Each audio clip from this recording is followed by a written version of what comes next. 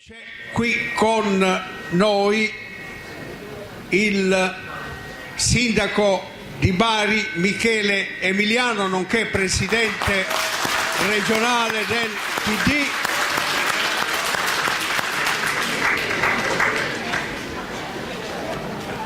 E poi abbiamo dei nostri iscritti che hanno deciso di candidarsi, i nostri iscritti Will che hanno deciso di candidarsi. Quindi c'è Teresa Zaccaria, che tutti quanti conoscete molto bene, che è una nostra dirigente della categoria della scuola, e il capogruppo alla regione del PD Antonio De Caro,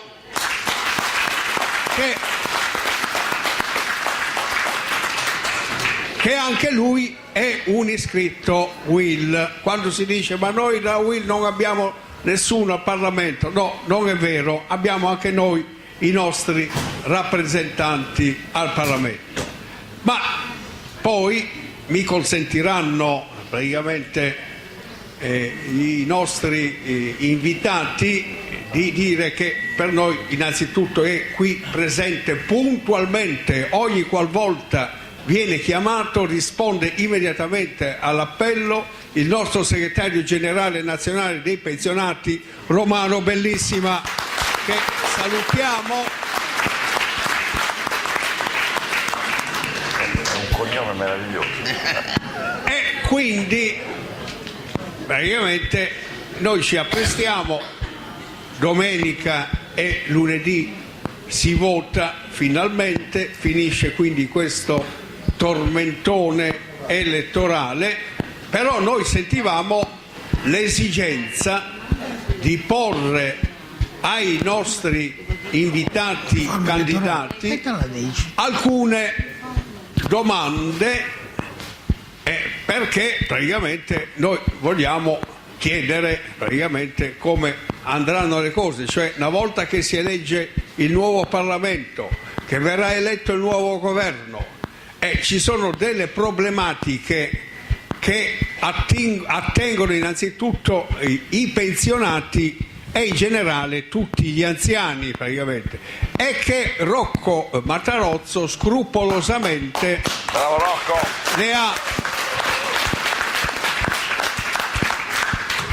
ha raccolto praticamente quelli che sono i vostri problemi e che quindi ora li porrà praticamente ai nostri interlocutori nell'intervento che si appresta a fare. Quindi passo immediatamente la parola a Rocco Matarozzo.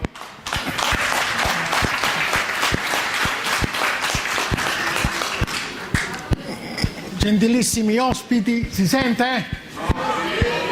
Gelato. Scusa. Vi ringrazio per aver accolto il nostro invito a confrontarvi con i nostri pensionati e rispondere alle domande che si stanno ponendo in questi giorni in cui si fa a gara a chi la spara più grossa.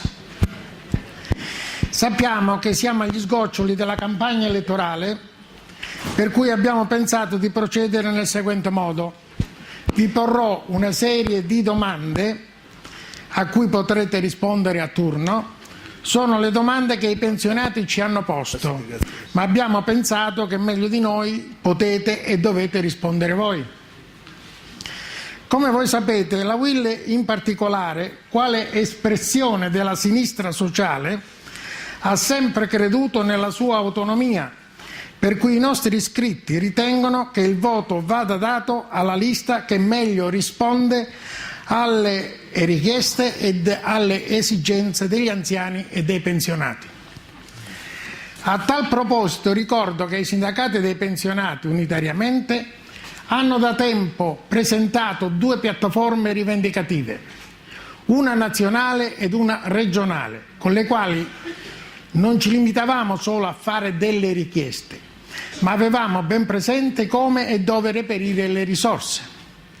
Nella prima, quella nazionale, facevamo presente che i contributi previdenziali erano e sono salario differito e non mero tesoretto con cui far ricorso in ogni momento di crisi.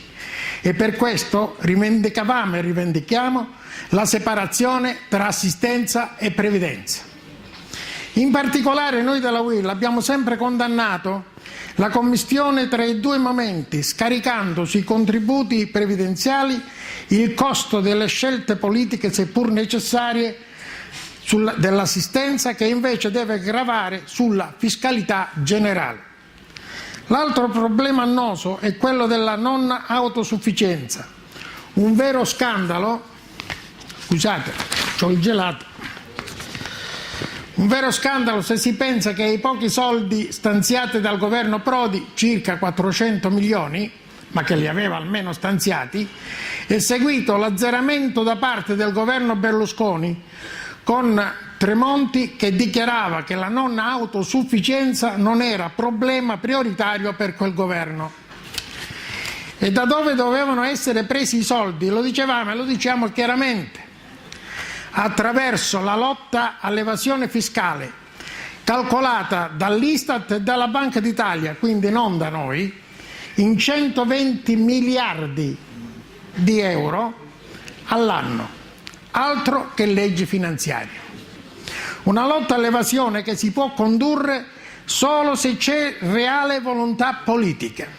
Basta sbattere in galera gli evasori come in altre civilissime nazioni, in altri civilissimi paesi, tipo gli Stati Uniti.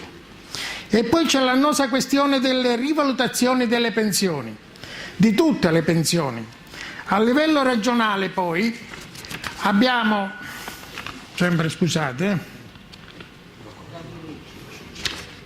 e vado con la pulce? Sì, vado con quello. Ah sì. Abbiamo poi la questione sociale e sanitaria, la necessità di una reale integrazione sociosanitaria, un maggiore finanziamento per la non autosufficienza che a nostro avviso non andava lasciata al solo assessorato alla solidarietà sociale. La dottoressa Elena Gentile purtroppo stamattina, l'autista, si è rotto il braccio e sta cercando di venire da Cerignola dove abita, insomma, con la macchina sua. Con la macchina sua, tra le altre cose. Allora, per la non, dunque, un maggior alla solidarietà sociale, ma si doveva pesantemente, a nostro avviso, intervenire con i fondi della sanità, anche perché la non autosufficienza è problema soprattutto sanitario. E poi ci sono le liste, c'erano e ci sono le liste d'attesa, i costi della politica, il funzionamento degli ambiti per i piani di zona. A ciò aggiungiamo che da tempo come UILP e come UIL denunciamo che il potere di acquisto delle pensioni è progressivamente calato del 30-35%. I servizi stentano a decollare, tasse e tariffe sempre in aumento colpiscono i redditi fissi, quindi i lavoratori che hanno la fortuna di lavorare e i pensionati. Pensionati che in numero sempre crescente sono costretti ad accogliere nelle loro abitazioni i figli e le loro famiglie perché espulsi dal mondo del lavoro. Quest'anno c'è stata anche l'IMU che ha toccato l'unico bene in cui crediamo, soprattutto noi meridionali, la casa. I comuni a corte di soldi svolgono un'altra tassazione indiretta, che è quella delle multe, con una costanza che dà del vessatorio. Pure a me qua a Bari non ne parliamo, sindaco. Che cosa? Le multe, sì, non ne parliamo. Le multe è un'altra cosa, però. Sì. No, Dipendono da voi. L'IMU dipende dal governo. Dal governo. Il cittadino, il pensionato, l'anziano, non so come difendersi. Però, visto che siamo in campagna elettorale, che dice? La faccio una promessa di rimborso di tutte le multe degli ultimi 5 anni? Non ci credo manco se lo vedo. Allora, lasciamo stare. Però avrebbe funzionato, eh? Sì. Votavano tutti per noi. Votavano tutti per te. Il cittadino, il pensionato, l'anziano non sa come difendersi. Sul piano sociale e sociosanitario non c'è copertura uniforme su tutto il territorio e per tutti i cittadini. La chiusura degli ospedali più piccoli, nati più per garantire sistemazione ai baroni che servizi alla gente, quindi in teoria giusta, viene vissuta in modo negativo perché alla chiusura non è seguita una contestuale riconversione in poliambulatori attrezzati e coerente ospedalizzazione domiciliare. Davanti a questo quadro volutamente breve, vi giriamo le domande che i nostri pensionati ci hanno rivolto. Noi abbiamo raccolto. Perché dovremmo, signor Presidente del PD pugliese, signori candidati, perché dovremmo votare per Bersani quando Berlusconi ha promesso la restituzione dell'IMU e la totale abolizione? Rispondo subito. Bersani ed il PD, pigliate appunto che ti abbiamo dato la carta, Sindaco. Bersani ed il PD non sono responsabili per aver appoggiato il governo Monti che ha aumentato l'IVA e messo l'IMU mentre il PDL l'ha sfiduciato? In fatto di etica e correttezza amministrativa, qual è la differenza tra il centro-sinistra e la destra più la Lega, dal momento che la televisione lascia intendere che i partiti sono tutti uguali? Non è meglio Grillo? La magistratura sta facendo un lavoro obiettivo o colpisce solo Berlusconi e i suoi? Tu sei poi Sono colpevole 2 volte. 2 volte, perché è pubblico ministero, sei pubblico ministero, sì, dico giusto? Certo. Ecco. Non è per caso giusto che per vendere magari gli elicotteri si debba un po', diciamo così, ungere gli ingranaggi dell'acquirente, specie se indiano? Per tornare un po' più a noi, come pensate di portare equità per quel che concerne il prelievo fiscale senza dover ricorrere come al solito ai redditi da lavoro e da pensione? Come pensate che si debba operare per avviare con velocità lo sviluppo produttivo, per dare lavoro ai tanti padri di famiglia che l'hanno perso, figli di questi nostri pensionati, e dei giovani loro nipoti che dopo anni di studio e sacrificio stanno ancora a spasso? Hollande in Francia ha praticato una serie di interventi di rottura rispetto alle scelte del precedente governo di destra. Ritenete che si possono mutuare anche in Italia? Sul piano del lavoro, ritenete che lo statuto dei lavoratori vada difeso? Ritenete che i tanti lavoratori costretti a lavorare in ambienti malsani o a contatto con l'amianto, come i nostri marittimi, debbano avere maggiori facilitazioni d'accesso ai benefici previsti? Le pensioni vanno rivalutate e se sì, per tutti quelli che hanno versato i contributi o solo per le pensioni minime o integrate al minimo? In merito alla sicurezza, specie per gli anziani e le donne, quale scelte ritenete debba fare un governo di centro-sinistra? E ritenete che questa legge elettorale vada mantenuta così com'è e dobbiamo poi fare le primarie? Credo di aver posto domande che vi permettono di rispondere compiutamente. Ci vorrà un mese forse per rispondere a tutte queste domande. Ci vorrà un governo per rispondere a queste domande. Però prima di chiudere, una domanda mi preme farla. La Puglia sul piano della legislazione è una tra le regioni migliori, lo dobbiamo riconoscere, è all'avanguardia. Mi riferisco alla legge 1906 relativa all'assistenza sociosanitaria per le donne e gli uomini in Puglia, alla legge per la non autosufficienza, alle leggi per il lavoro, per il diritto allo studio. Ha anche operato tagli sul costo della politica. Ma ritenete che si possa e si debba fare di più, specie per una reale integrazione sociosanitaria, l'ospedalizzazione domiciliare, l'intervento in favore delle persone non autosufficienti, il taglio del costo della politica? Se sì, come ritengo, vi domando, ma se avete operato bene, allora perché ve ne andate a Roma?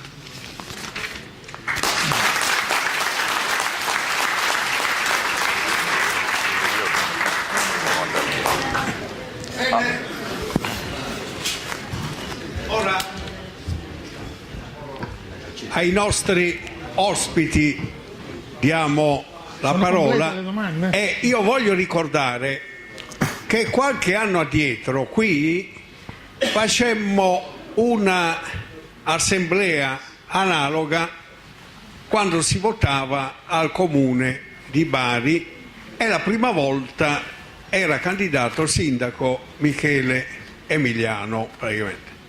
E quindi ci permettemmo di dire, mi permisi di dire che praticamente Michele Emiliano, che aveva lavorato per tanti anni fuori Bari a Brindisi, è venuto qui a Bari a candidarsi a sindaco e che noi lo riteniamo come un dono della provvidenza, in quanto praticamente c'era tantissimo da fare a Bari e io ritengo che oggi il lavoro che è stato fatto possiamo tutti quanti praticamente prenderne atto che effettivamente questa città in questi anni è migliorata ed è cambiata. Io aggiungo un'altra cosa, Rocco, alle domande che fai tu. Bari oggi è l'unica città della Puglia dove qui praticamente tutta quella povera gente che non ha una casa, che non ha praticamente da che campare, viene ospitata qui nella città di Bari a cura del comune di Bari. Quindi io praticamente c'è anche quindi questo grande problema della povertà praticamente che affligge e che praticamente il comune di Bari è l'unico a farsene carico, quindi i cosiddetti clochard, praticamente tutta questa gente che vive in mezzo alla strada praticamente viene accolta dal comune di Bari. Quindi passo la parola subito al sindaco di Bari, Michele Emiliano. Grazie.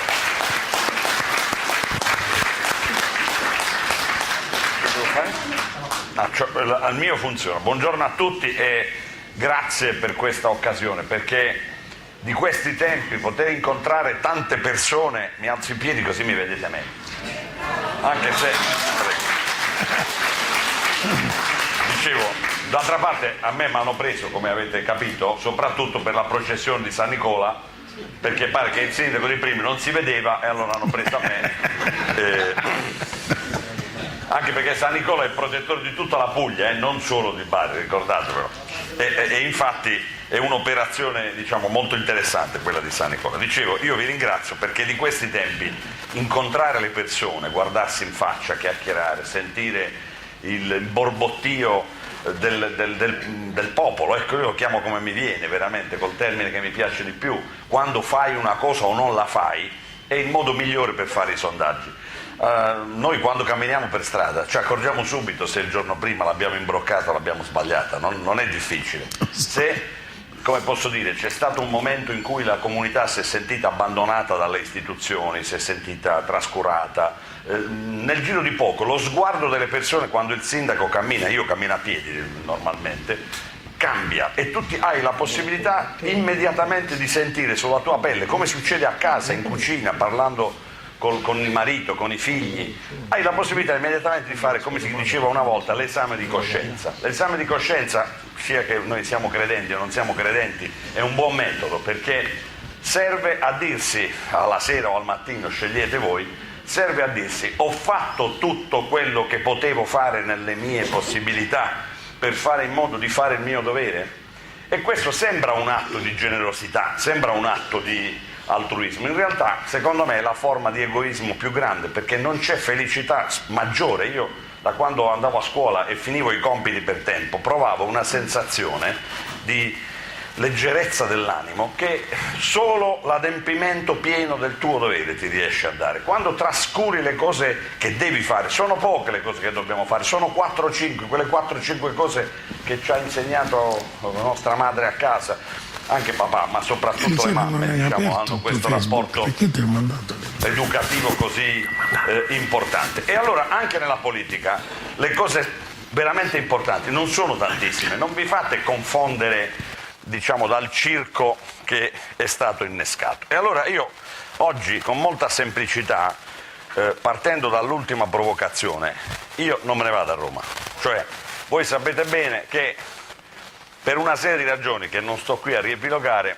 moltissimi non vedevano l'ora che io levassi le tende e me ne andassi. Però un po' per far dispetto a questi, un po' perché onestamente io a Roma mi trovo male, ogni volta che arrivo c'è troppo traffico, troppo fumo, troppi corridoi, troppe cose che non capisco. Insomma, ho preferito rimanere qui, ho preferito, diciamo, portare a termine le cose sulle quali avevo cominciato a lavorare e mantenere un rapporto più diretto con le persone. Però devo anche dire che se noi a Roma mandiamo solo persone che hanno voglia di passare delle serate, come avete capito come, oppure che non hanno particolare collegamento col territorio, rischiamo di avere in Parlamento delle persone che non sono capaci di fare delle leggi buone. Ed è questa la ragione perché qualcuno di noi, i migliori, devono andare a fare questo lavoro, soprattutto se sentono di doverlo fare. E questo è certamente il caso di Teresa e di Antonio. Veniamo alle domande. L'IMU.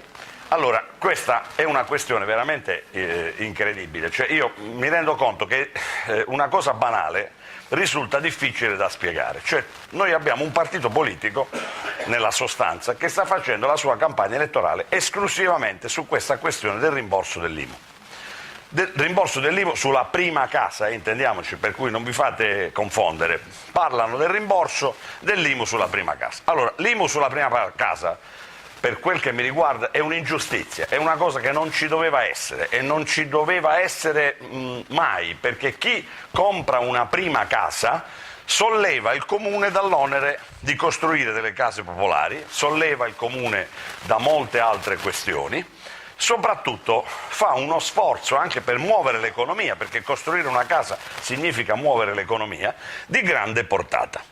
Dopodiché però la questione IMU sulla prima casa è affrontata in un modo balordo da chi propone il rimborso, perché innanzitutto chi ha votato la legge che imponeva nuovamente la tassazione sulla prima casa è lo stesso Berlusconi assieme agli altri partiti, cioè si sono seduti a un tavolino e hanno detto c'è una situazione catastrofica, noi dobbiamo reimporre delle tasse perché i conti non sono in ordine. Berlusconi avrebbe potuto tranquillamente dire anziché l'IMU sulla prima casa tassiamo i grandi patrimoni.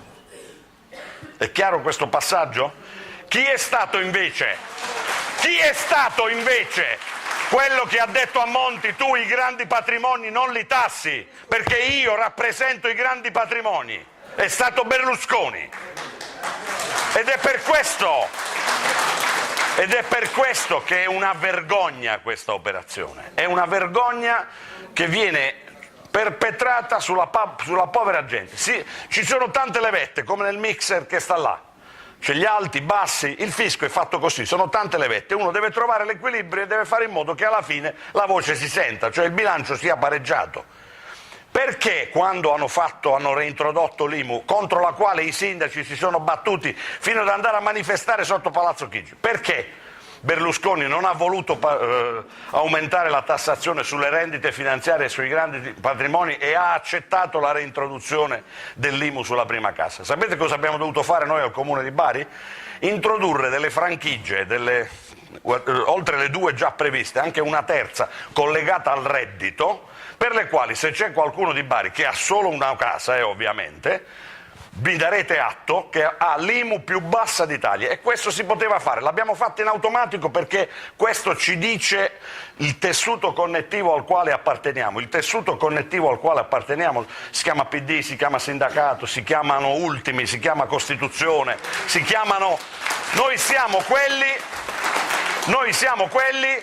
che cerchiamo di dare una mano a chi da solo non ce la fa, perché non ha sufficienti soldi, perché non è massone, non è legato a nessun genere di circolo occulto, che sta qui purtroppo al vento e io appartengo, sono una copia dell'ultima generazione di quello che un tempo chiamavamo movimento operaio, di quelli che si sono sempre battuti per la libertà, che hanno combattuto contro i fascisti, che hanno combattuto soprattutto per la libertà di ciascuno.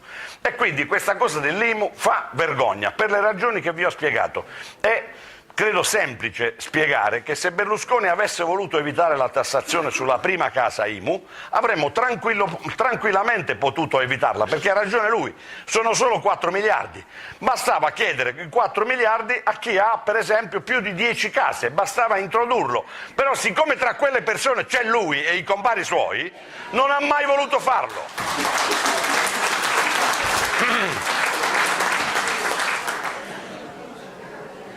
L'etica è politica. Io non conosco categorie di persone esenti da eccezioni morali, cioè ho conosciuto insegnanti, preti, sindacalisti, magistrati.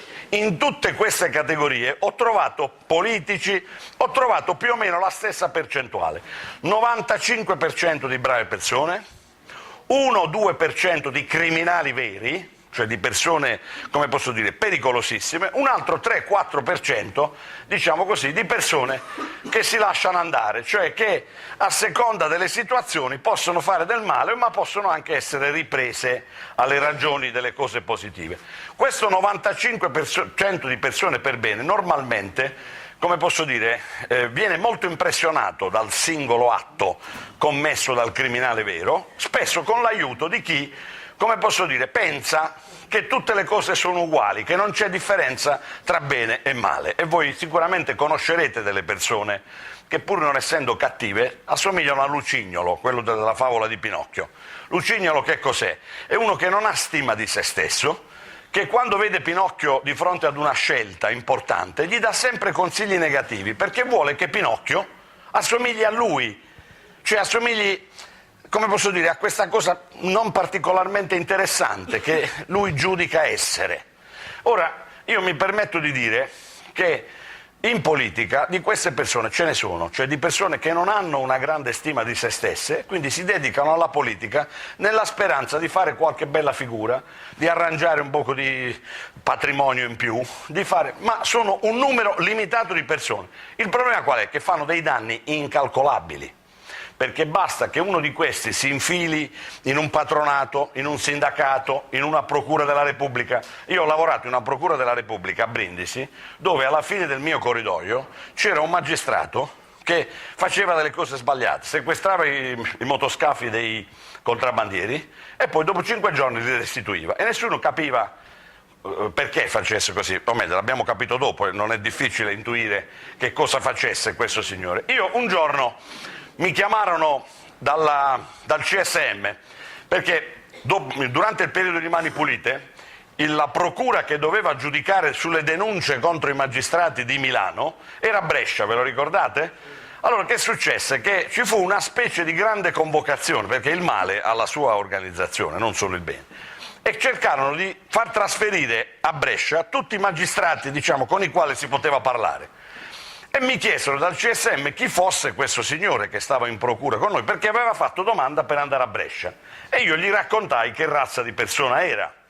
E durante una riunione d'ufficio, siccome gli bloccarono il trasferimento, questo disse: io vorrei sapere, insomma litigavamo anche per altre ragioni, vorrei sapere chi è stato a dare queste informazioni negative sul mio conto, convinto che nessuno di noi gliel'avrebbe detto in faccia. E invece gli dissi: sono stato io a dire che cosa sei, e ti ricordo che prima o poi noi a te ti arresteremo, cosa che successe dopo 2 anni, perché ovviamente prima o poi, ringraziando Dio, anche i più furbi ci rimettono lo zampino. Ecco, quello che voglio dirvi, che etica e politica sono soggetti che vanno come nella vita comune, persino nelle parrocchie c'è qualcuno che scappa con la cassa, persino nella polizia o nei carabinieri. Questo ci è mai venuto in mente che, siccome c'è un carabiniere sbagliato, di pensare che vanno eliminati i carabinieri?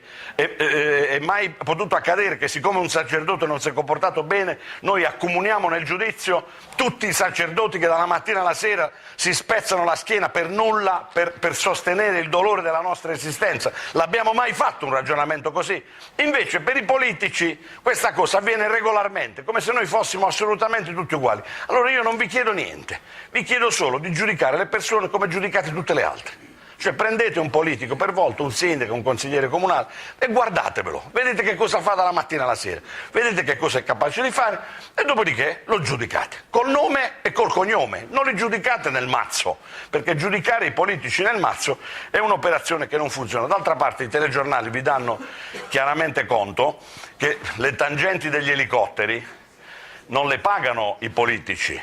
Le tangenti per gli elicotteri le paga una idea dell'economia internazionale, per la quale c'è sempre la necessità di fare qualche cosa che non è scritto nelle regole per poter in qualche modo conseguire il risultato. Ora, Questa è l'idea della vita e della politica che ha Silvio Berlusconi, cioè che è inutile rispettare perfettamente le regole così come sono scritte, perché se le rispettiamo, se paghiamo le tasse, mettiamo lo scontrino, paghiamo l'IMU, ci comportiamo correttamente con gli amici, anche con il coniuge, con le persone, se noi rispettiamo le regole sostanzialmente non si può campare, questa è la sua idea, cioè occorre un margine di ipocrisia nella vita, cioè secondo alcuni è necessario sempre fare una cosa diversa da quella che sta scritta nel libretto delle istruzioni. Questa è l'idea della vita e della politica. Sta a Bari, comunque è tutto a posto, è arrivata. Allora, questa è la gente vera, appunto. Tutto bene, digli che com'è il discorso? È interessante, ha detto. Allora, dicevo che è chiaro che se noi facciamo una regola, se stabiliamo come posso dire, un modo di fare una determinata cosa, cioè se si stabilisce che la produzione agricola va conferita alla cooperativa e che la cooperativa è il mezzo attraverso il quale noi diamo uno sbocco ai mercati, alle nostre produzioni, cioè poi uno dice no, io siccome sono più furbo di voi e quest'anno a me mi è venuta meglio la produzione, io non gliela do alla cooperativa allo stesso prezzo, me la vendo solo per i fatti miei. È chiaro che a quel punto, secondo voi, è possibile campare così? Cioè, si chiama homo homini lupus, cioè che ognuno... Adam Smith, il primo economista della storia, che diceva che l'economia era una gigantesca guerra dove ognuno doveva saltare addosso all'altro senza regole, e secondo voi noi siamo arrivati al 2013, stiamo qua con i microfoni a parlare delle elezioni per poi tornare all'età della pietra, che chi ha la clava più lunga vince sugli altri, chi è capace di spaccare la testa al prossimo deve vincerla questa battaglia. Lo Stato servire. Lasciate stare, non vi preoccupate, si sente. Dicevo, o non deve piuttosto servire per consentire a noi tutti un'esistenza più sicura e più equilibrata, più giusta. Il prelievo fiscale equo di cui parla il Partito Democratico, l'Italia giusta, è anche questa, cioè che ciascuno debba pagare, come sta scritto nel libretto delle istruzioni. Sapete qual è il libretto delle istruzioni nostro? È la Costituzione della Repubblica. Quel libretto l'hanno scritto col sangue, l'hanno scritto con le lotte sindacali, l'hanno scritto resistendo al fascismo, l'hanno scritto, come posso dire, rimediando alla peggiore vergogna che sia mai caduta sulla storia d'Italia, perché solo 60 anni fa noi italiani abbiamo fatto guerra senza motivo a quasi tutto il mondo, provocando 50 milioni di morti, addirittura facendo delle leggi razziali per le quali abbiamo consegnato ai tedeschi uomini, donne, bambini italiani per farglieli ammazzare nei campi di concentramento. Il libretto delle istruzioni, scritto col sangue, dice che ognuno deve pagare le tasse secondo le sue possibilità. Chi non ha niente non paga niente, chi ha moltissimo paga moltissimo, ed è giusto che sia così. Nel paese di Berlusconi questa cosa è sempre stata al contrario: chi aveva poco ha pagato tutto e chi non aveva tanto non ha mai pagato nulla.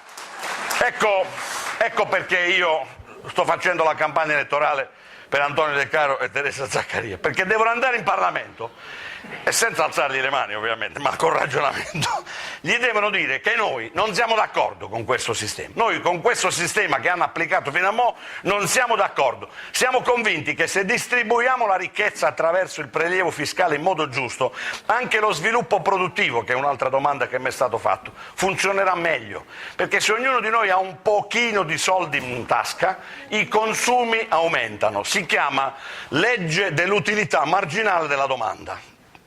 L'utilità marginale della domanda è semplicissima, è la principale legge dell'economia. Se uno ha molto denaro, soddisfa in fretta i suoi bisogni e poi non spende più.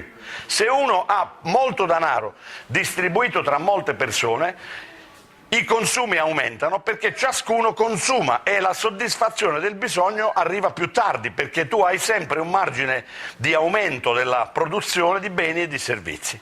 Io credo, ecco, sotto questo aspetto, che Bersani sia l'unico con la testa lucida, anche in senso tecnico, per poter fare un'operazione di questo genere, perché mentre gli altri tutelano solo categorie di persone, gli altri candidati, Bersani si sta ponendo il problema del lavoro tra impresa e datori di lavoro. Si sta ponendo il problema della società tra chi lavora adesso e chi ha lavorato come voi nel passato e chi ha diritto ad un'esistenza serena. E la vostra serenità non è solo, ovviamente anche, non è solo la pensione che deve arrivare tutti i mesi, ma è la certezza che la generazione alla quale vi siete dedicati, cioè quella dei vostri figli, abbia le stesse serenità, perché sennò posso dire una cosa, che tu hai la tua pensione e sai che i tuoi figli non sono in condizione di progettare il loro futuro, non si possono sposare, non possono mettere insieme una casa, non ci sta nessuno che gli faccia un mutuo e come non pagano una rata gli levano la casa. Ecco, sono queste le cose che noi dobbiamo consegnare al nuovo Parlamento, che si occupi di questa roba, non dei processi di Berlusconi, della prescrizione, del falso in bilancio. Non sappiamo che farcene di un Parlamento che perde tempo su questa roba, ed è la ragione per la quale, come posso dire, io credo che lo Statuto dei lavoratori vada lasciato com'è.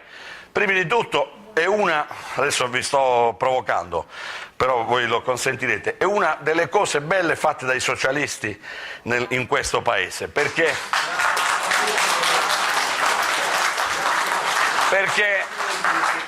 la CGIL parla sempre dello Statuto dei lavoratori, ma lo Statuto dei lavoratori, mi sto prendendo un po', ma lo Statuto dei lavoratori si chiama Gino Giugni. Gino Giugni è una grandissima persona, alla quale anche Loris Fortuna, ma soprattutto, vabbè, adesso poi fate voi il Pantheon dello Statuto dei lavoratori, però io vi devo parlare di Giugni perché a Giugni ho conosciuto, va bene? Così la chiudiamo.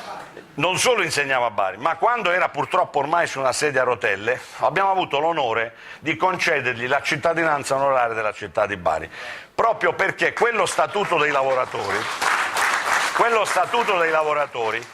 che non è uno statuto a senso unico, perché i lavoratori, io sono anche datore di lavoro come sindaco di Bari, perché i lavoratori hanno certamente dei diritti, ma devono avere anche dei doveri, perché questo incrocio, e lo Statuto dei lavoratori garantisce il buon equilibrio tra diritti e doveri. Naturalmente il resto lo dobbiamo fare noi, costruendo una società e delle relazioni sindacali e industriali che tengano insieme la società e non la separino.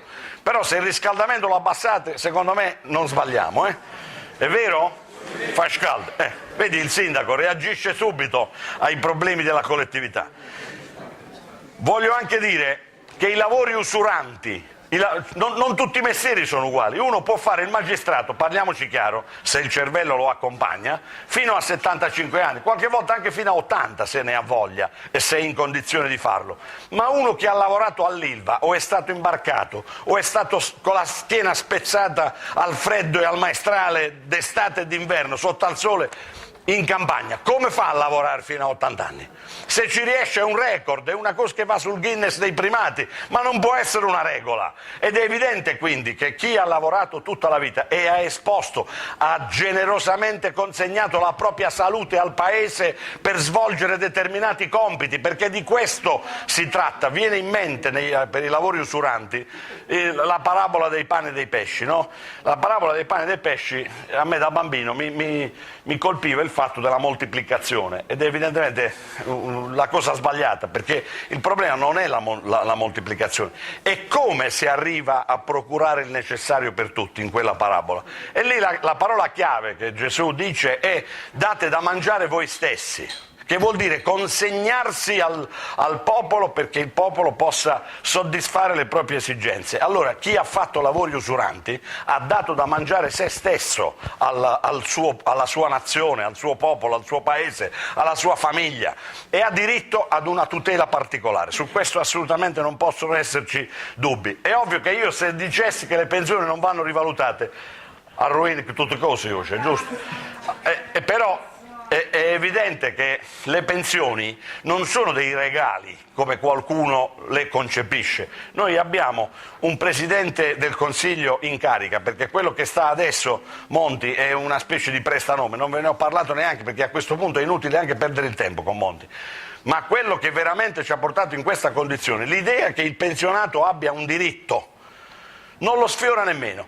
Mentre ha accettato l'idea di dare un assegno di mantenimento alla sua sposa di 30 milioni di euro l'anno, non accetta l'idea che altri debbano essere, perché la funzione è simile dell'assegno di mantenimento che ha dato alla sua sposa rispetto alla pensione, cioè è un assegno che consente la vita delle persone dopo un determinato evento, che è la fine del rapporto di lavoro, che dovrebbe invece, anche perché uno non ce la fa più, che rischierebbe di compromettere la serenità e l'equilibrio finanziario della famiglia. Ecco, vorrei ricordargli questo, che questo assegno di mantenimento annuale che lui consegna alla sua sposa è la metà dell'importo dei servizi sociali del Comune di Bari di un anno.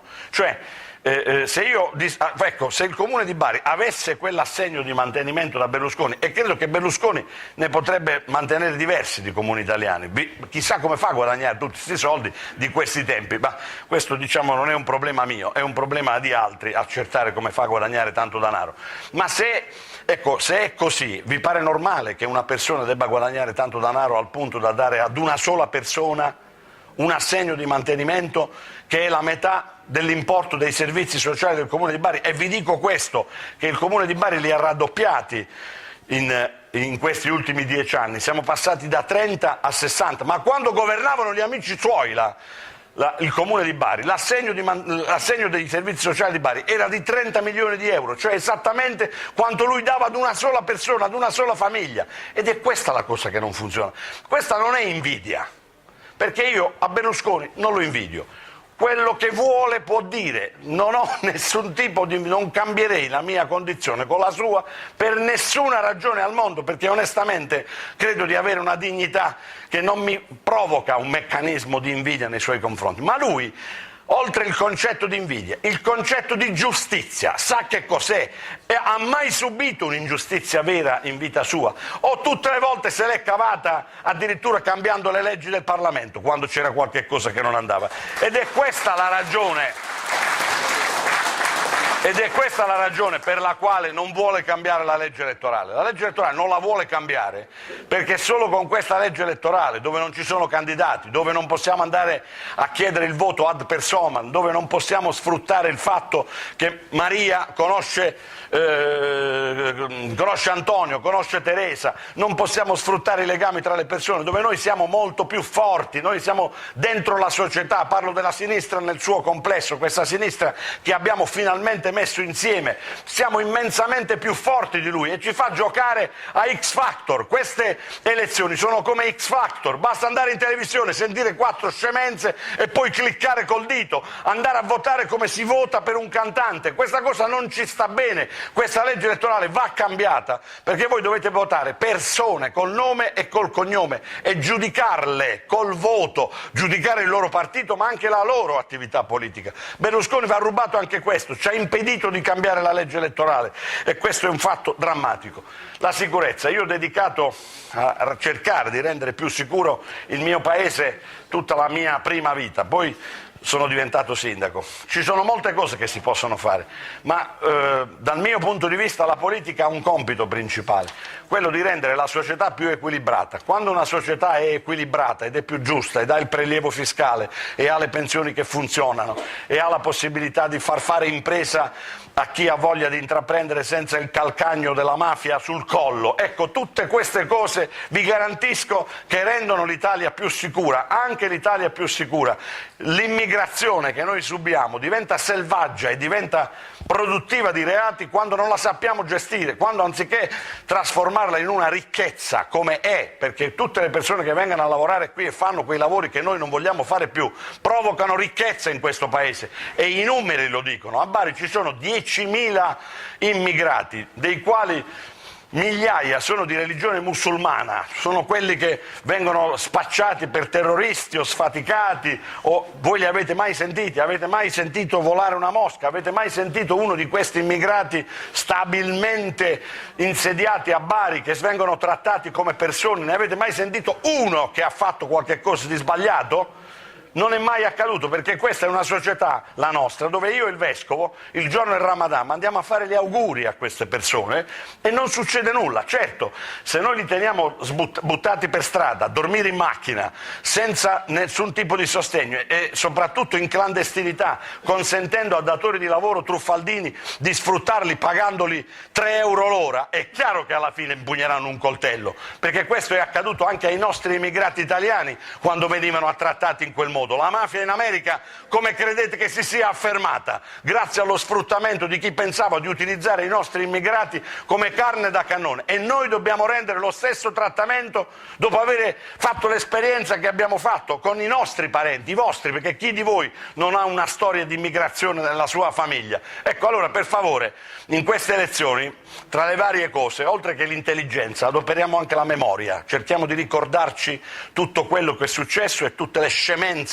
che quest'uomo malefico ci ha propinato in questi ultimi 20 anni. Giriamo la pagina, mandiamola a casa e cambiamo l'Italia.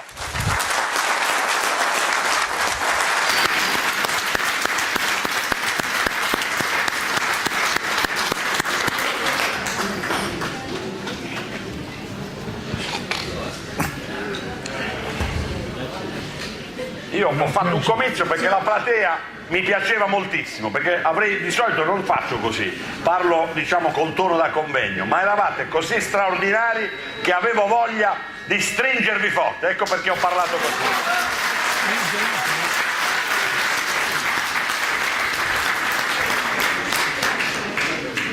Il sindaco di Bari ha fatto cose straordinarie in questa città e poi lui stesso ha dichiarato praticamente quanto ha messo il comune di Bari per quanto riguarda lo stato sociale, e in questo comune di Bari, in questa giunta, poi c'è qualcuno che praticamente lo ha affiancato per quanto riguarda il problema del traffico, ed è Antonio De Caro, che ancora tuttora praticamente ha la delega al traffico di Bari. Io ricordo anni fa, quando fece i grandi parcheggi alla periferia di Bari, praticamente parcheggi di 2, 3.000, 4.000 posti macchine praticamente, per evitare che tutte le macchine entrassero in città. Io lo incontrai un giorno e mi disse: i primi giorni avevo una fiffa tremenda,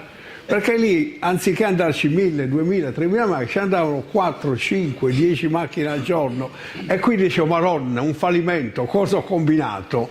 E invece ora ci sono periodi in cui praticamente i parcheggi che sono stati realizzati sono diventati in alcune giornate del tutto insufficienti. Nel frattempo questa città ha praticamente le piste per le biciclette, è la prima città che ha anche la stazione per le auto elettriche praticamente, dico.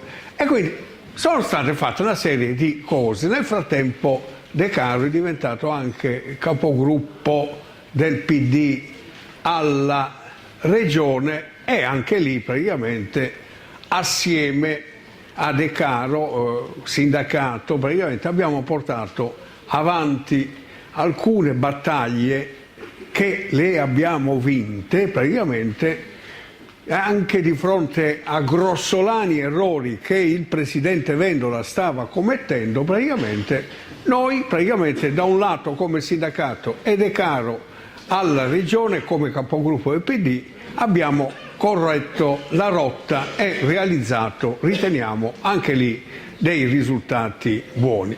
Antonio De Caro praticamente ha deciso di candidarsi al Parlamento e quindi fa parte della lista dei candidati al Parlamento del PD. E quindi io mi permetto di aggiungere che è stato il nostro segretario aziendale Will all'ANAS, è stato poi anche un nostro dirigente sindacale all'acquedotto, cioè nei vari posti di lavoro dove ci è andato, lui ha sempre rappresentato la UIL e l'ha rappresentata anche in maniera molto molto positiva. Io sono convinto che rappresenterà nel Parlamento anche tutti quanti noi in maniera molto positiva. La parola ad Antonio Lecaro.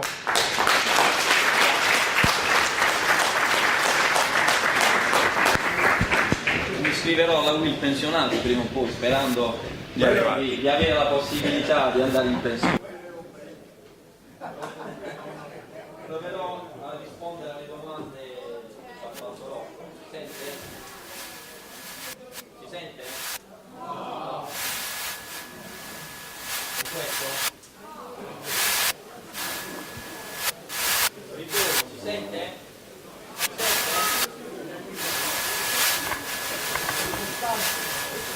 Sente? Niente. Ok, io posso provare a guidare.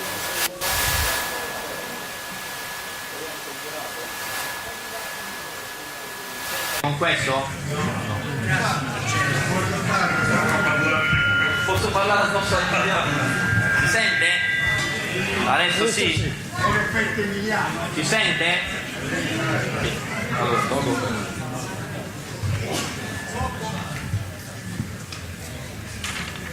va bene, come ricordava Aldo, io ho avuto la fortuna e anche l'onore di far parte della giunta di Michele Emiliano nel 2004. Io facevo l'ingegnere all'ANAS e, come ricordava Aldo, ero il rappresentante sindacale della UIL in quell'azienda e ho avuto l'onore di essere chiamato da Michele a occuparmi di... non si sente in fondo.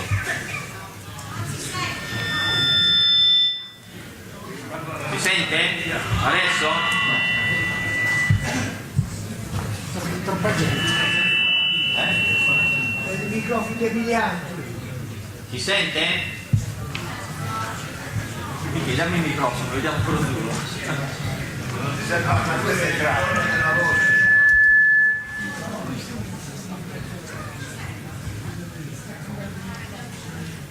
Proviamo con questo, si sente? Vabbè, c'è uno che dice sempre no, secondo me sta a spot le dita, no? Si sente?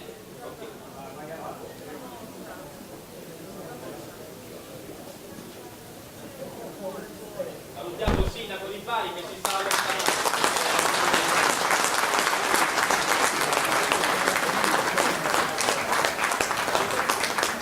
Prima che ce ne va, volevo solo dire che poi non andiamo tutti a Roma, perché c'è bisogno che qualcuno resti qui, anche perché abbiamo bisogno di qualcuno, diciamo, che non sia visibile solo nella processione di Bari a San Nicola, ma che sia visibile probabilmente, sicuramente, in tutte le processioni dei comuni della regione Puglia. Nei prossimi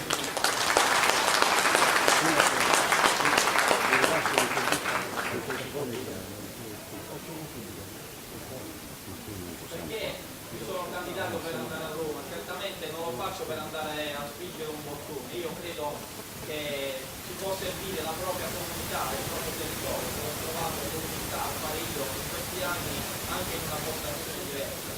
Io faccio sempre un esempio, Aldo ha ricordato, fanno apposta, ecco, adesso si sente. Aldo ha ricordato che mi sono, adesso si sente, non era la voce, era, grazie, mi influenzava il sindaco, come è uscito si sente la voce perfettamente. Aldo ha ricordato che mi sono occupato di traffico, di mobilità, anche di piste ciclabili nella mia città e mi sono chiesto, quando litigavo con i commercianti e i residenti, quando toglievo i posti auto, no? Perché qua vicino ho dovuto svuotare 200 posti per le automobili per fare una pista ciclabile, io mi chiedevo ma perché non l'abbiamo fatto prima? Lo potevamo fare quando abbiamo costruito la strada, almeno non avrei litigato con i residenti e i commercianti. Bene, quando sono andato in regione la prima cosa che ho fatto, ho presentato una legge regionale che obbliga tutti i comuni, nel momento in cui si costruisce una strada, a fare a fianco una pista ciclabile, altrimenti la regione non finanzia la strada o revoca il finanziamento. Abbiamo obbligato tutti i comuni, così come si fa per le automobili, che quando costruisci una casa devi lasciare un parcheggio per le automobili, tutti i comuni della Puglia da gennaio del 2013 sono obbligati a costruire anche un deposito delle biciclette in ogni, diciamo, edificio residenziale, commerciale, terziario direzionale, dove ci sono gli uffici. Questo l'ho potuto fare perché avevo fatto l'esperienza dell'amministratore locale, dell'assessore al traffico, e perché mi portavo appresso, se mi passate il termine, la voce dei cittadini della mia città. Perché mi ero preoccupato del deposito delle bici? Perché mi dicevano i cittadini di Bari: bene, ci hai costruito la pista ciclabile, ci hai anche regalato la bici, perché il comune dava l'incentivo per comprare la bicicletta. 3.000 sono i baresi che nel giro di qualche mese hanno acquistato una bicicletta con l'incentivo del comune, però mi dicevano: e mo dove me la metto? Io abito al 4º piano, non c'ho nemmeno il balcone, che faccio? Me la tengo in camera da letto? L'esperienza e la voce del mio territorio in Consiglio regionale mi ha permesso di occuparmi dei temi che avevo vissuto nella mia città, così come ricordava Aldo, alcune iniziative insieme alla UIL le abbiamo portate avanti perché abbiamo ascoltato la voce del sindacato e perché avevo fatto l'esperienza di amministratore locale. Rocco ricordava che erano stati azzerati i trasferimenti sui servizi sociali da parte del governo, una vergogna, un'operazione di macelleria sociale. Quando Berlusconi dice vi restituisco l'IMU, noi dobbiamo chiedere a Berlusconi: oggi ci vuoi restituire l'IMU? E perché tu e Tremonti 2 anni fa avete prima ridotto del 75% i trasferimenti per i servizi sociali, per i welfare, e l'anno successivo li avete completamente azzerati? L'anno successivo hanno tolto cose come l'assistenza per gli anziani, assistenza agli anziani non autosufficienti. Sapete che cos'era? Io lo sapevo perché avevo fatto l'assessore comunale, erano i 500 euro che davamo alle persone anziane che avevano malattie gravi come l'Alzheimer, che appartenevano a famiglie con un reddito complessivo inferiore ai 6.300 euro. Noi davamo 500 euro per fare un contrattino o con una persona all'interno della famiglia che offriva assistenza, e quindi era anche un sostegno al reddito di una famiglia, oppure la persona anziana individuava un badante o una badante che potevano offrire assistenza. Questa cosa il governo Berlusconi, Tremonti, Fitto lo aveva eliminato, così come aveva eliminato completamente l'assegno per il sostegno all'affitto. Io lo sapevo, avevo fatto l'amministratore locale, me lo ricordo dalla stanza mia di fronte al Palazzo delle Economie del Comune, la coda delle persone per andare a prendere un piccolo assegno per sostenere l'affitto. Avevano tagliato anche queste cose. Insieme alla UIL abbiamo trovato delle soluzioni per l'anno passato. Sono quello che ha messo una tassa iniqua, lo so, ma era l'unica possibilità. Il Partito Democratico, per trovare i 10 milioni di euro insieme all'assessore Gentile per assicurare l'anno scorso l'assistenza ai non autosufficienti, mettemmo 0,1 centesimi per ogni litro di benzina. Una cosa che poi abbiamo tolto e non se ne è accorto nessuno, perché purtroppo i petrolieri non l'hanno abbassata quella cosa, continuano a prendersi quello 0,1 centesimi per ogni litro. Insieme alla UIL abbiamo fatto un'altra battaglia, che è stata quella di recuperare i fondi che non erano stati spesi dagli ACP provinciali di tutta la regione Puglia, per assicurare i 15 milioni di euro che sono serviti a pagare gli assegni per il sostegno all'affitto, cose che il governo Berlusconi aveva eliminato. Oggi ci vuole restituire l'IMU. Il Partito Democratico ha già detto diversi mesi fa, non eravamo ancora in campagna elettorale, avevamo fatto una proposta. La nostra proposta, quando governeremo questo Paese, perché questo Paese lo governeremo, la nostra proposta è quella di non far pagare l'IMU a chi ha pagato fino a 500 euro, ma noi lo sappiamo dove li andiamo a prendere i soldi. Li andremo a prendere quei soldi da quelle persone che hanno immobili che hanno un valore catastale superiore a 1,5 milioni e un valore di mercato superiore a 3 milioni di euro. Come diceva Michele Emiliano, noi vogliamo ridistribuire il reddito, sappiamo dove andare a prendere i fondi, cose che gli altri non dicono. Berlusconi ha detto che ci restituirà l'IMU che abbiamo pagato l'anno scorso, non ha mica detto dove li va a prendere i soldi. Io non credo che li andrà a prendere dove li vogliamo prendere noi i soldi per fare tante cose. Noi abbiamo avuto il coraggio, e vi prego di apprezzare questa volta il coraggio del Partito Democratico, abbiamo avuto il coraggio di dire una parolina che non avevamo mai detto, anche come Partito Democratico. La stiamo cominciando a dire da qualche mese, da quando abbiamo fatto il programma prima delle primarie, il cosiddetto programma dei progressisti, la carta di intenti. Noi abbiamo parlato di patrimoniale, perché il primo punto all'ordine del giorno del Partito Democratico è il lavoro. Tu hai parlato prima giustamente non più solo del lavoro dei giovani, ma anche del lavoro che viene perso da quelle persone che hanno oltre 50 anni, appartengono a famiglie monoreddito e non sanno più che fare, perché i giovani fino a qualche tempo fa hanno avuto per fortuna la famiglia che ha fatto l'ammortizzatore sociale. Oggi perdono il lavoro persone che hanno 50 anni, hanno l'unico reddito in famiglia, e a quelle persone bisogna dare delle risposte e bisogna darle subito, perché siamo in una situazione vergognosa in cui voi, i pensionati, siete costretti a portarvi sulle spalle 2 intere generazioni. Prima vi portavate solamente i figli, oggi vi dovete portare appresso i figli e i nipoti, e questa è una cosa vergognosa in questo paese. Ecco perché prima di cominciare a parlare di qualunque cosa, Bersani ha detto che il primo punto all'ordine del giorno è ridistribuire il reddito, e per cominciare a ridistribuire il reddito dobbiamo dare il reddito a chi non ce l'ha, alle persone che non lavorano. Abbiamo detto anche come la facciamo, abbiamo intrapreso tutta una serie di iniziative che abbiamo fatto anche in questa regione, perché in questa regione, mentre qualcuno diceva che non c'è la crisi, mi riferisco a Berlusconi, perché c'erano i ristoranti pieni, c'erano gli aerei pieni, non c'era la crisi, noi ci siamo preoccupati di fare un piano straordinario per il lavoro, abbiamo investito 340 e poi siamo arrivati a 390 milioni di euro che non ci hanno aiutato a trovare il lavoro, ma siamo riusciti a tenere. Se l'Istat, no Antonio De Caro, dice che nel 2012 rispetto al 2011 in Puglia ci sono 12.000 lavoratori in più, è chiaro che non è che tutti hanno mantenuto il lavoro e 12.000 persone hanno trovato il lavoro, altrimenti non si spiega perché in ogni famiglia c'è almeno uno che ha perso il proprio posto di lavoro, almeno una persona nelle nostre famiglie ha perso il posto di lavoro, vuol dire che forse l'hanno perso 40.000 persone e l'hanno trovato 52.000 persone, ma sicuramente con quei 390 milioni di euro e con 1 miliardo e 250 milioni di euro dei contratti di programma siamo riusciti a tenere in questa regione. Mentre qualcuno diceva a livello nazionale la crisi non c'è, noi abbiamo cercato di tenere, abbiamo fatto una serie di iniziative che riproponiamo a livello nazionale, il credito d'imposta per le aziende che vogliono assumere, ti faccio lo sgravio fiscale sul costo del lavoro se vuoi assumere a tempo indeterminato, ti do una dote occupazionale, ti do 20.000 euro in anticipo se tu decidi di assumere una persona. Queste cose l'ha fatte la Puglia. Il credito d'imposta che tutti ci dicevano che lo fate a fare, la gente non vuole assumere, le aziende stanno in crisi, l'abbiamo fatto 1 mese fa in Puglia, non 10 anni fa. Abbiamo messo 10 milioni di euro a disposizione delle aziende che vogliono assumere. Bene, in 3 giorni abbiamo avuto richieste per 53 milioni di euro, 5 volte la domanda, superiore all'offerta. Abbiamo purtroppo dovuto bloccare la richiesta telematica, quindi questo dimostra che almeno in Puglia le aziende vogliono assumere, vogliono reagire alla crisi e vogliono reagire investendo soprattutto sul lavoro. È chiaro che dobbiamo aiutarle attraverso lo sgravio fiscale, attraverso un assegno di 20.000 euro per chi assume a tempo indeterminato. Anche gli altri dicono queste cose.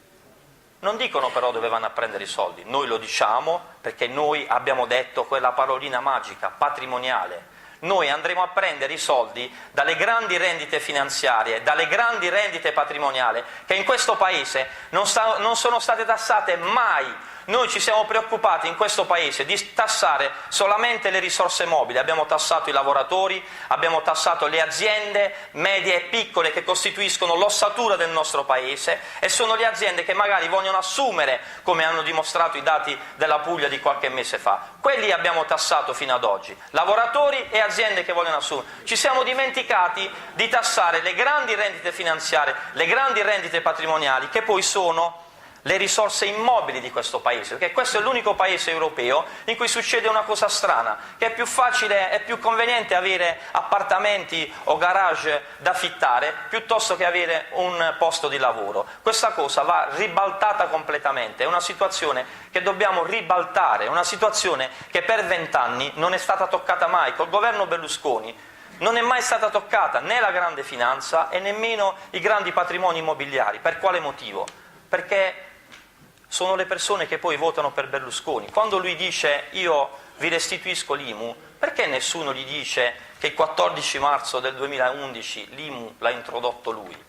Il 14 marzo del 2011, quando il governo Berlusconi-Tremonti fa un accordo con l'Unione Europea, accordo che poi è stato molto stringente per l'Italia perché lui non era credibile, quando andava lì non era credibile, quindi erano loro che ci imponevano le cose da fare, ci imposero, e lui lo firmò, un accordo sull'IMU. L'IMU l'hanno approvato loro, l'hanno tenuto nel cassetto. Monti, sbagliando, lo ha solamente anticipato l'introduzione dell'IMU. Lui dimentica di dire che l'IMU l'ha introdotta lui perché ci aveva portato sul baratro. Questo paese stava facendo la stessa fine della Grecia, stavamo andando in default come è successo per la Grecia, e lui continuava a dire qualche mese prima che andassimo in default che non c'era problema, non c'era la crisi, avevamo i ristoranti e gli aerei che erano pieni. Questo dobbiamo andare a spiegare ai cittadini fuori, così come dobbiamo spiegare che chi vota Grillo vota per protesta.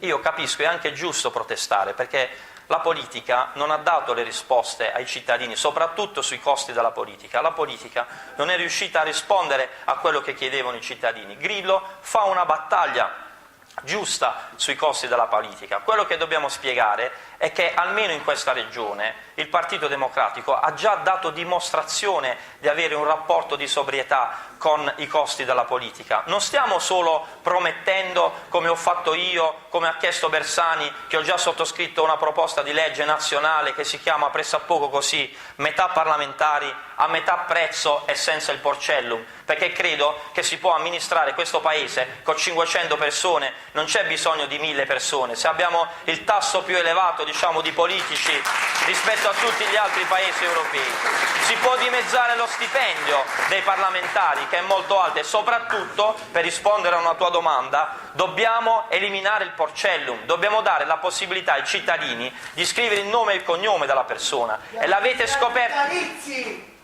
E adesso vi dirò anche che cosa è stato fatto in questa regione, soprattutto sui vitalizi.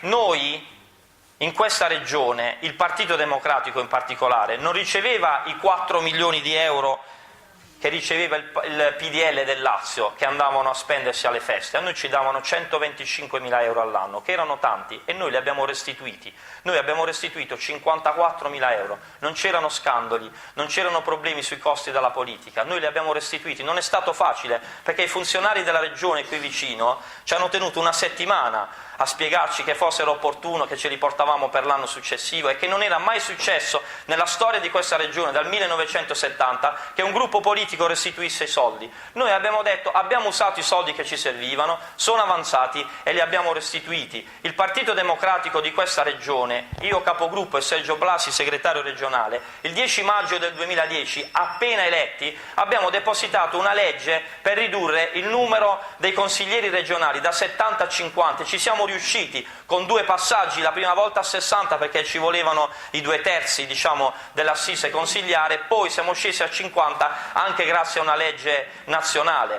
Però in questa regione, senza l'obbligo di una legge nazionale su spinta del Partito Democratico, abbiamo eliminato i vitalizi, che non sono diventati nemmeno un sistema di pensione a livello contributivo come è successo a livello nazionale. Li abbiamo eliminati. Abbiamo eliminato l'indennità di fine mandato, non come ci chiedeva lo Stato di fare una mensilità all'anno, li abbiamo azzerati. Dal 1° gennaio del 2013 i cittadini pugliesi non pagheranno più nessuna pensione e nessuna indennità di fine mandato ai consiglieri regionali della Puglia, perché questa cosa l'ha decisa il Partito Democratico della Puglia, perché ci siamo fatti un ragionamento. Non possiamo andare ai cittadini e dire: la politica è un servizio, e poi alla fine del servizio uno si prende una pensione e un'indennità di fine mandato, perché ci sono tante persone che fanno i servizi per la collettività, ci sono quelli che fanno parte delle associazioni di volontariato, ci sono le persone che vanno in parrocchia e si dedicano al prossimo. Non è che quando uno esce da un'associazione o esce dalla parrocchia poi gli diamo una pensione o un'indennità di fine mandato. Abbiamo detto: è un servizio per la collettività, non ci sono privilegi, quando si finisce il servizio si torna a casa e si torna a fare il proprio lavoro, come farò io quando finirò di fare politica.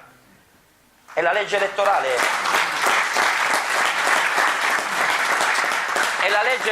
la dobbiamo cambiare subito, non alla fine dei 5 anni, perché sennò anche io, quando sarò eletto, comincerò a dire: siamo alla fine del mandato, io è il primo mandato, può essere che il partito mi catapulta da Roma e faccio il secondo mandato senza candidarmi, quindi anche io, che sono uno di quelli che ha fatto una battaglia in questa regione per cambiare la legge elettorale e per fare le primarie, che per fortuna il Partito Democratico mi ha dato la possibilità di fare e ci ha dato la possibilità di fare, io, guardate, non rispondo a Bersani, rispondo a Bersani per il programma che abbiamo sottoscritto, per la Carta dei Progressisti. Io non sono stato messo da Bersani, io sto qua oggi, sono candidato e sarò, diciamo, molto probabilmente eletto perché mi hanno scelto i cittadini. Io ho potuto fare le primarie, cosa che gli altri non hanno fatto, non hanno avuto il coraggio di fare, gli altri non hanno avuto il coraggio di fare niente. Noi abbiamo avuto il coraggio di fare una coalizione, potevamo scegliere di fare un accordo con Rivoluzione Civile, avremmo vinto più facilmente le elezioni, non avremmo governato più facilmente questo paese, era già successo col governo Prodi. Abbiamo avuto il coraggio di scrivere un programma dove abbiamo messo anche quella parolina che si chiama patrimoniale, che ci farà perdere molti voti, ma chi se ne frega, noi dobbiamo ridistribuire il reddito e l'abbiamo scritto nel nostro programma, gli altri il programma non l'hanno fatto. Abbiamo avuto il coraggio di scegliere il Premier con le primarie nel centro-sinistra, non stava scritto da nessuna parte. Bersani ci ha scritto sul proprio statuto, sullo statuto del Partito Democratico, che si candida a Premier il segretario nazionale del partito, poteva non farlo, invece si è aperto in maniera democratica una spinta propulsiva che veniva dall'interno del Partito Democratico e che incarnava in Matteo Renzi un senso di novità, di innovazione all'interno del nostro partito, non di rottamazione, perché io quel termine non l'ho mai accettato. Tutto quello che ho imparato nella politica, nel sindacato, nella professione di ingegnere, l'ho imparato dalle persone più grandi di me. Io ho imparato a fare sindacato dalle persone più grandi di me, da una persona che si chiamava Mauro D'Ambrosio ed era prima di me il segretario regionale dell'ANAS all'interno della UIL. Io ho imparato a fare l'ingegnere quando stavo in Acquedotto Pugliese dai geometri anziani dell'Acquedotto Pugliese. È un termine che non condivido, però il nostro partito aveva bisogno di una innovazione, di scardinare dei meccanismi che ormai da 30 anni non si muovevano, e questo è stato possibile grazie alle primarie, così come abbiamo avuto il coraggio di fare le primarie e il popolo del Partito Democratico e del centro-sinistra ha potuto scegliere i propri rappresentanti parlamentari dal proprio territorio, non siamo stati calati dall'alto, non ci ha scelto Berlusconi, non ci ha scelto Monti. Io rispondo a voi, rispondo alla UIL, a quelli della UIL che mi hanno votato, non rispondo al mio segretario nazionale del partito che mi ha messo in lista, perché non mi ha messo in lista lui nemmeno mi conosce. Io sono candidato perché sono stato eletto democraticamente dalle primarie nella provincia di Bari e quindi starò in Parlamento perché mi hanno scelto i cittadini. Gli altri questo coraggio non l'hanno avuto, non hanno il coraggio di aver fatto una coalizione. Vi dite qual è la coalizione? Al nord il PDL è alleato con la Lega che dice il 75% delle tasse le dobbiamo lasciare in Lombardia. Al sud sono alleati con Grande Sud che dice l'esatto contrario, siccome il sud si deve sviluppare le tasse le dobbiamo prendere dal nord per poter sviluppare al sud. Le due cose non stanno insieme, non hanno un programma. Mi dite qual è il programma del PDL? Non c'è, lo inventa di giorno in giorno Berlusconi. Restituisco l'IMU, ti faccio il condono fiscale, le tangenti pagate in India sono un fatto positivo perché c'è la possibilità di far sviluppare un'azienda nazionale, cose che i suoi alleati non condividono, perché poi quando lui dice il condono fiscale, Maroni dice no, il condono fiscale non è una cosa che ci abbiamo noi, non la faremo mai, eppure sono i suoi alleati. Non hanno avuto il coraggio di fare il programma, non hanno avuto il coraggio di scegliere il Premier. Vi faccio una domanda, chi è il Premier?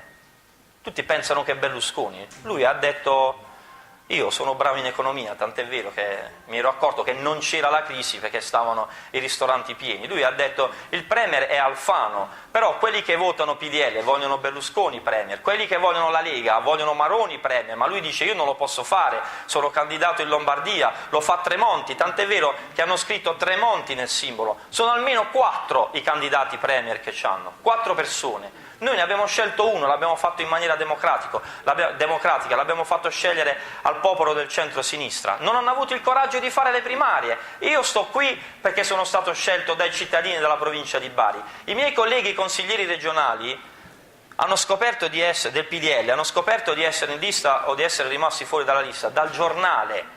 Hanno aperto il giornale e hanno scoperto dal giornale se Berlusconi li aveva messi in lista e in che posto, o se non li aveva messi in lista. Bene, queste cose, questo appello al coraggio che ho fatto del Partito Democratico, devo dirvi la verità, non ci credevo nemmeno io, perché io vivo in questo partito da quando è nato, dal 2007, e non ha mai avuto il coraggio questo partito di fare le cose che ha fatto in quest'ultimo mese. Guardate, Bersani non è un grande comunicatore, diciamoci la verità, in televisione è un po' una tragedia, diciamo, non riesce a comunicare bene, ma noi oggi, con la crisi che abbiamo bisogno di un anchorman televisivo, abbiamo bisogno di uno che va in televisione e si mette a dire le barzellette, noi abbiamo bisogno di una persona per bene, di una persona seria, autorevole, che sappia governare questo Paese. E Bersani lo ha dimostrato che sa governare, ha governato bene.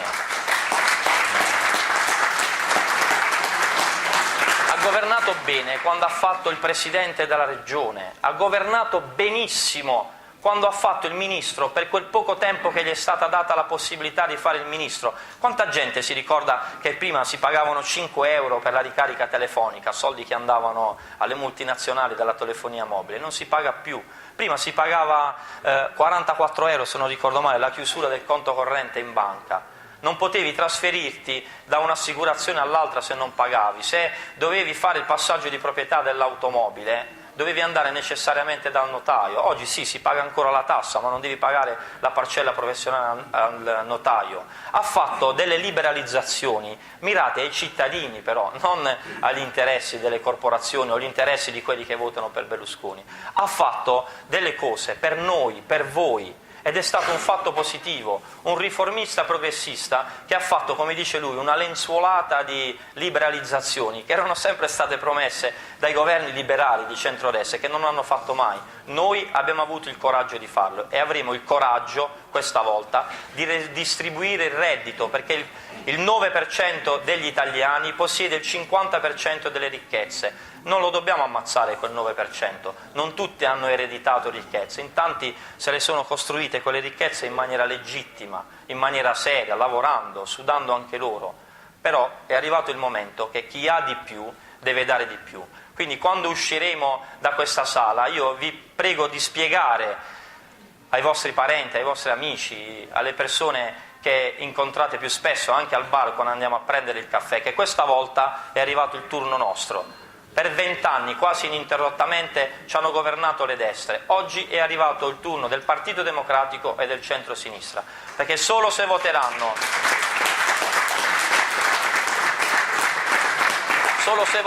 per noi, per il Partito Democratico e per il centro-sinistra, riusciremo sicuramente a ricostruire quel senso di comunità e di collettività che abbiamo perso da 20 anni. E solo se voteranno per il centro-sinistra e per il Partito Democratico potremmo guardare con più fiducia al futuro nostro, del nostro Paese, ma soprattutto dei nostri figli. Grazie.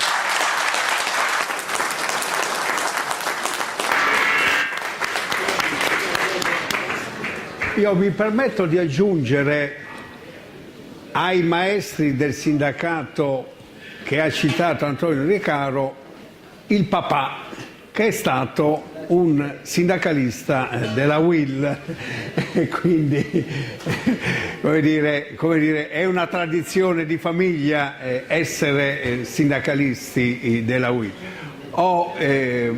Ora praticamente noi diamo la parola ad un candidato, ovvero a una candidata donna, e si tratta di una nostra candidata che evidentemente già quando è stata battezzata praticamente, oltre a dargli il nome, gli hanno dato anche la tessera della UIL, perché io non ricordo da quanti anni, ovvero da sempre, è iscritta alla UIL.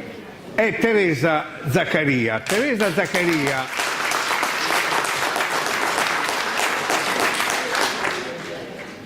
è una persona tenace che porta avanti praticamente con grande forza e determinazione la battaglia ad esempio per i diritti delle donne, fa parte quindi nell'ambito della regione del Comitato delle Pari Opportunità. Lei insegna a scuola e insegna in una scuola in un quartiere difficile, cioè il quartiere più difficile di Bari, il quartiere San Paolo, che è conosciuto in Puglia e in Italia come un quartiere malfamato, di malavitosi e via discorrendo, e che quindi, come dire, operare in quel quartiere ci vuole un po' di coraggio, però in quel quartiere c'è anche tanta brava gente e tanti bravi ragazzi che hanno bisogno di apprendere. Ebbene, lei si dedica con grande impegno in questa scuola del quartiere San Paolo di Bari e lei praticamente come dire, ce l'ha nel DNA, oltre al sindacato, la politica. A lei praticamente è sempre piaciuto fare la politica proprio per portare avanti, più in avanti, diciamo, le battaglie a favore delle donne, le battaglie a favore di coloro che gli vengono negati molti diritti, a favore quindi di tutta la povera gente. Quindi questa è una nostra candidata nelle liste del PD che praticamente a noi fa onore, praticamente a noi soprattutto come voi fa onore avere una candidata come lei nelle liste del PD. La parola a Teresa Zaccaria.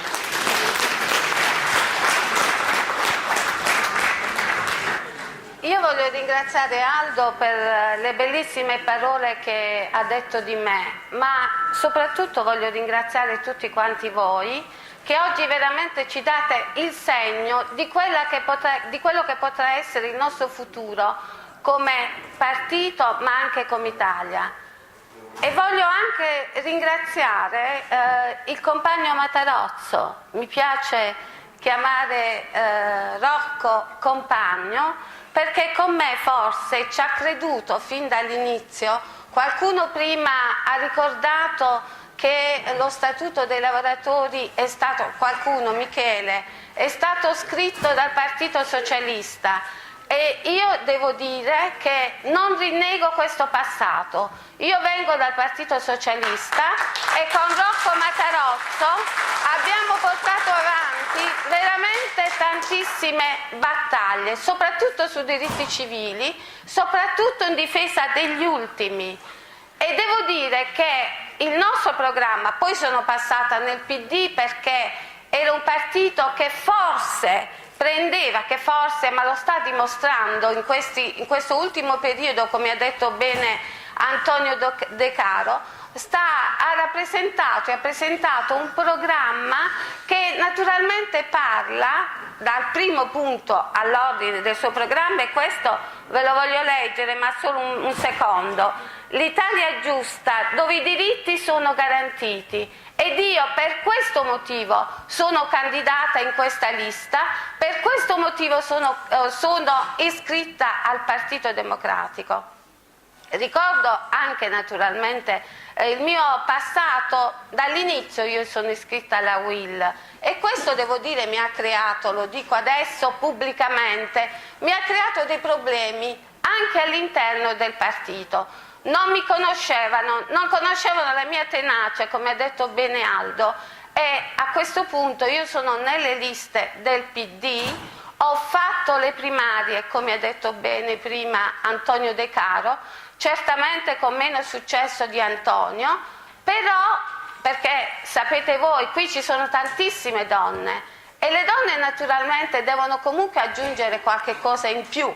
Io non mi voglio lamentare perché comunque fin qui ho portato avanti naturalmente battaglie di democrazia, ma naturalmente soprattutto battaglie per le donne, perché questo partito, quando garantisce i diritti uguali per tutti, pensa soprattutto a quelli che fino ad ora diritti non ne hanno avuti. non ne hanno avuti. E permettetemi di ricordare che oltre veramente agli ultimi, quindi ai non autosufficienti, a quelli che non hanno nessuna possibilità, ricordava prima Aldo il mio lavoro nel quartiere San Paolo, è vero, io ci credo nell'essere in frontiera, cioè sui luoghi dove le battaglie per i diritti civili servono di più, dove la gente ha più bisogno di te. Ed è per questo motivo che sono in questa lista. Io ci credo nel momento in cui, cosa devo dire poco probabile, dipende da voi, se ci votate, se votate la lista del PD,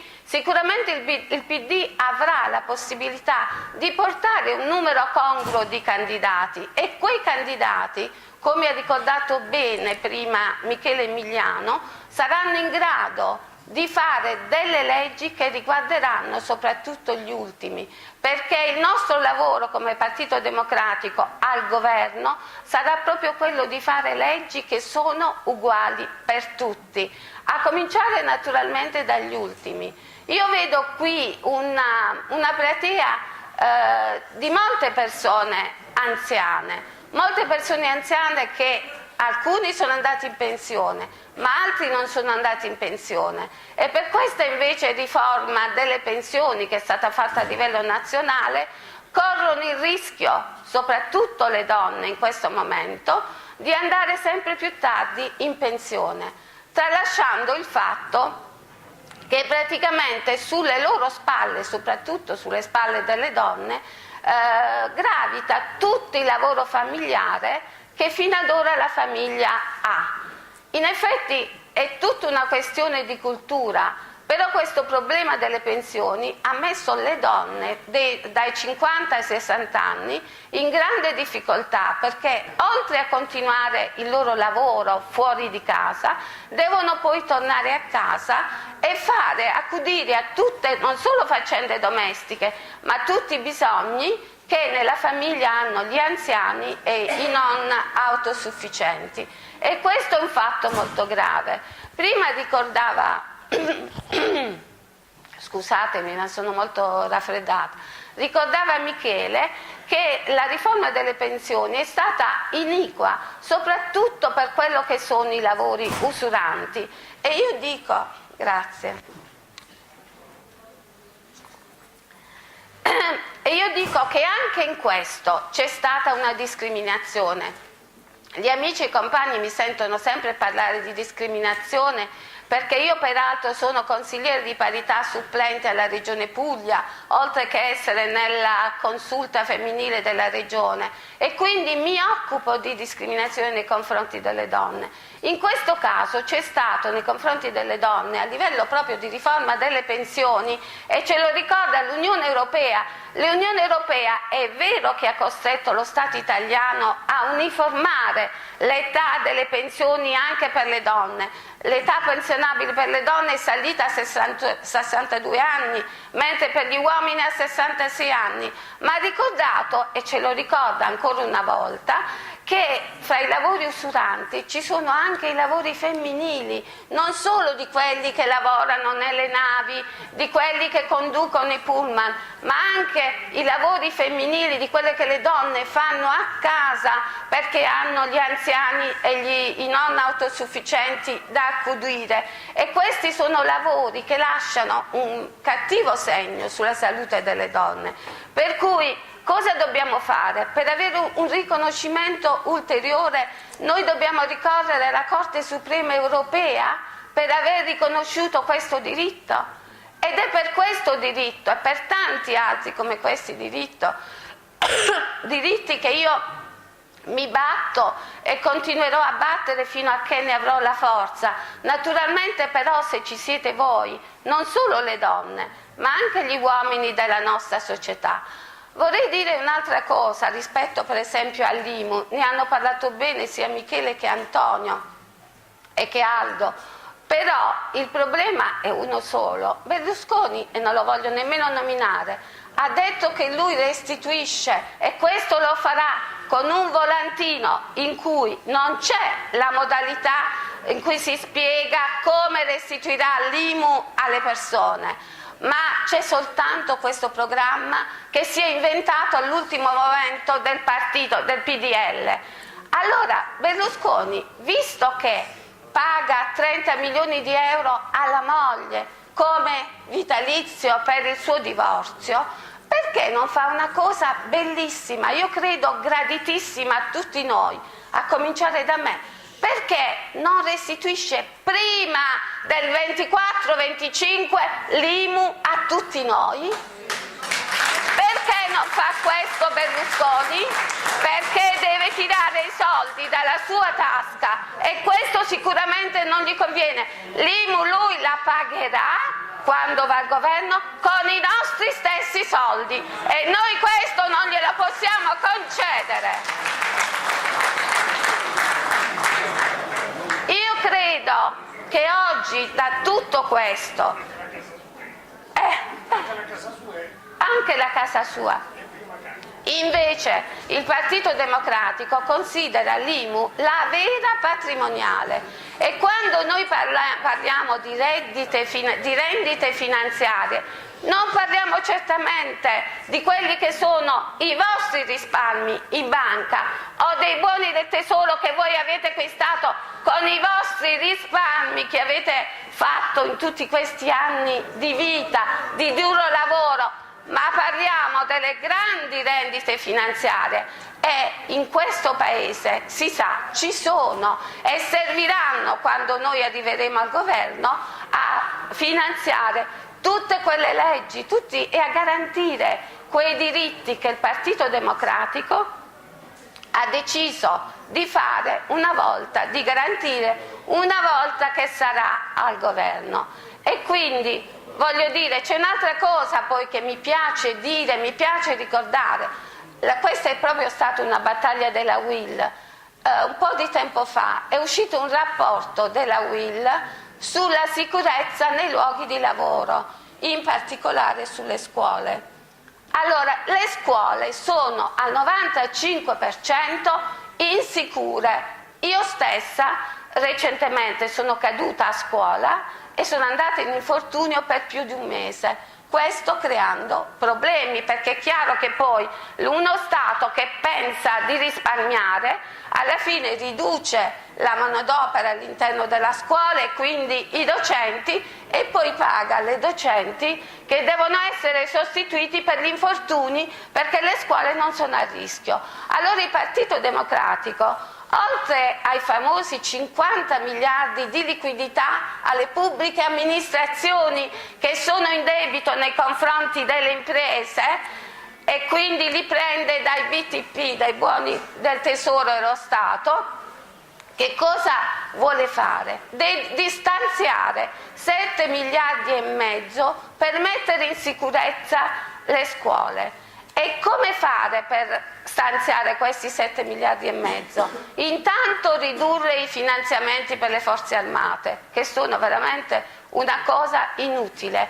ma prendere questi finanziamenti anche attraverso i fondi europei. Voi sapete che i fondi europei sono l'ultima chance che noi abbiamo come regione dell'obiettivo 1.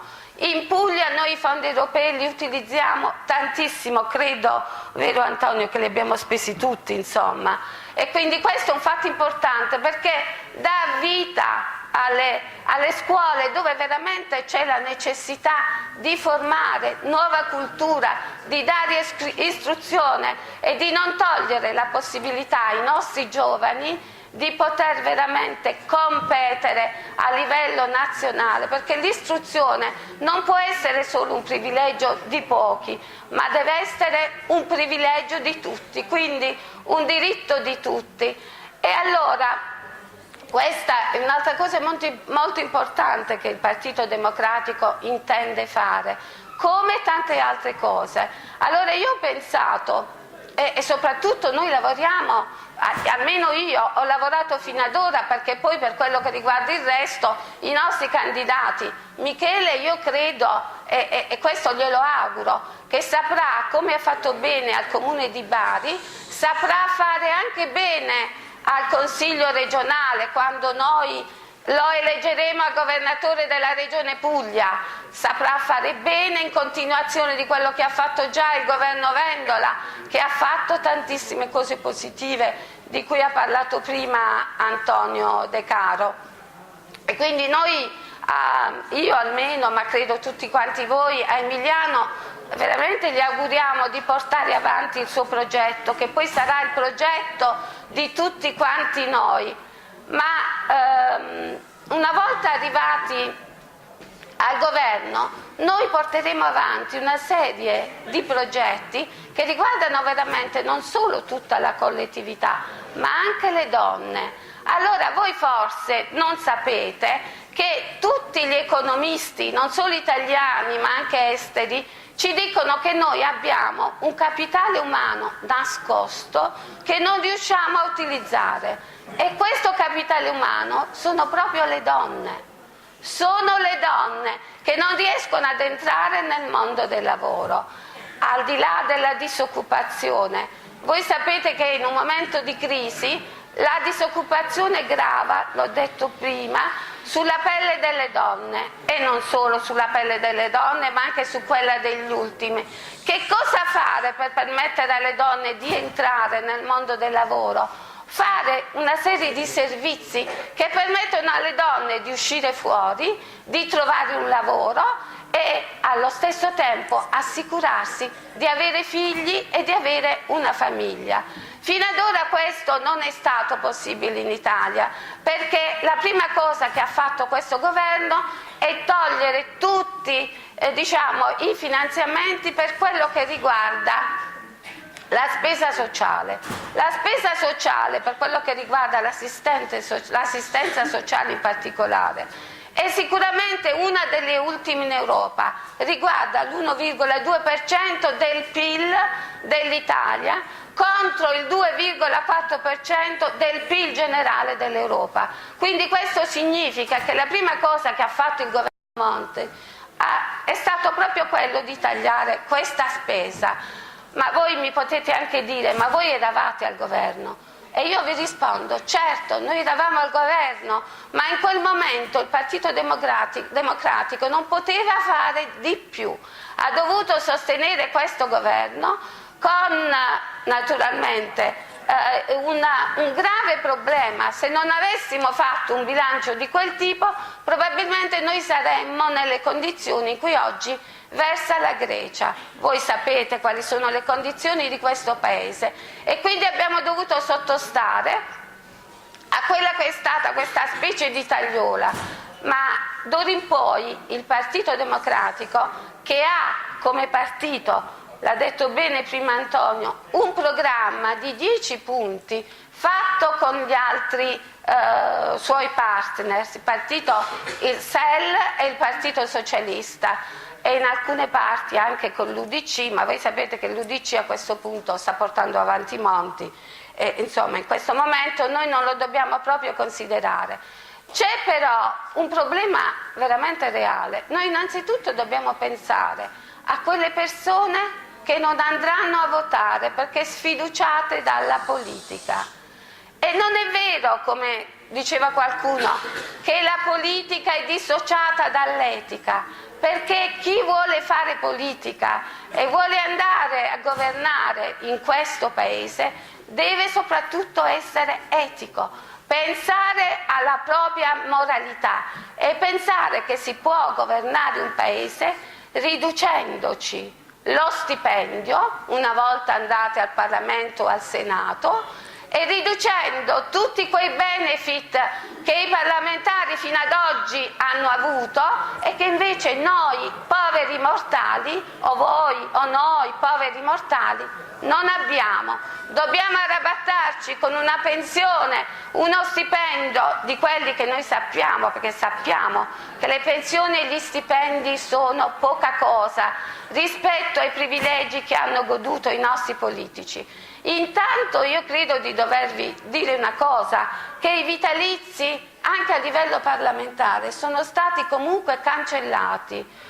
Lo disse l'altro giorno la Finocchiaro, che è il nostro capogruppo al Senato, lo disse molto chiaramente: i nostri vitalizi sono stati cancellati, quindi questo è quello che noi abbiamo potuto fare. Per il resto le altre forze politiche, a cominciare dal PDL, non ci ha permesso di fare niente, tranne che tagli, e questa è veramente stata una grossa ingiustizia.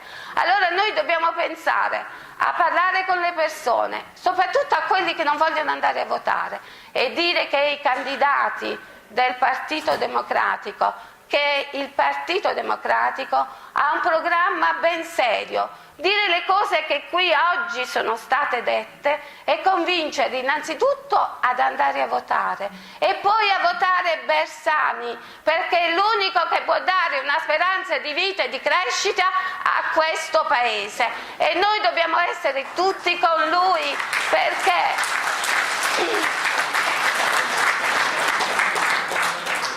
non fare la battaglia con il Partito Democratico vuol dire veramente andare alla deriva e rimetterci nelle mani di un imbroglione, di un mascalzone che pensa soltanto alla sua rendita e che non vuole dare niente a chi invece ne ha bisogno.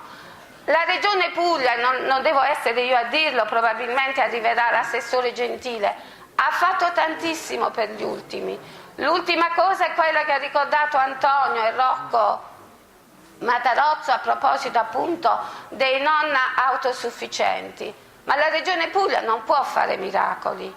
Noi dobbiamo mettere il Partito Democratico a tutti i livelli nelle condizioni di fare, di continuare a fare quello che la Regione Puglia ha fatto in tutte le regioni d'Italia. Proprio perché abbiamo non solo le idee chiare, abbiamo dimostrato che sappiamo dove prendere i soldi e soprattutto, come diceva Rocco, dobbiamo prendere i soldi dalle evasioni fiscali, altro che finanziaria. Noi potremmo fare 2, 3, forse finanziari con 120 miliardi di euro per combattere quella che è la crisi in questo Paese, senza dover togliere a coloro che fino ad ora hanno sempre dato. È bello fare politica prendendo dal pubblico impiego, prendendo dai pensionati. Certo, quello è la cosa più facile per tutti, ma non è la cosa più semplice, perché queste persone,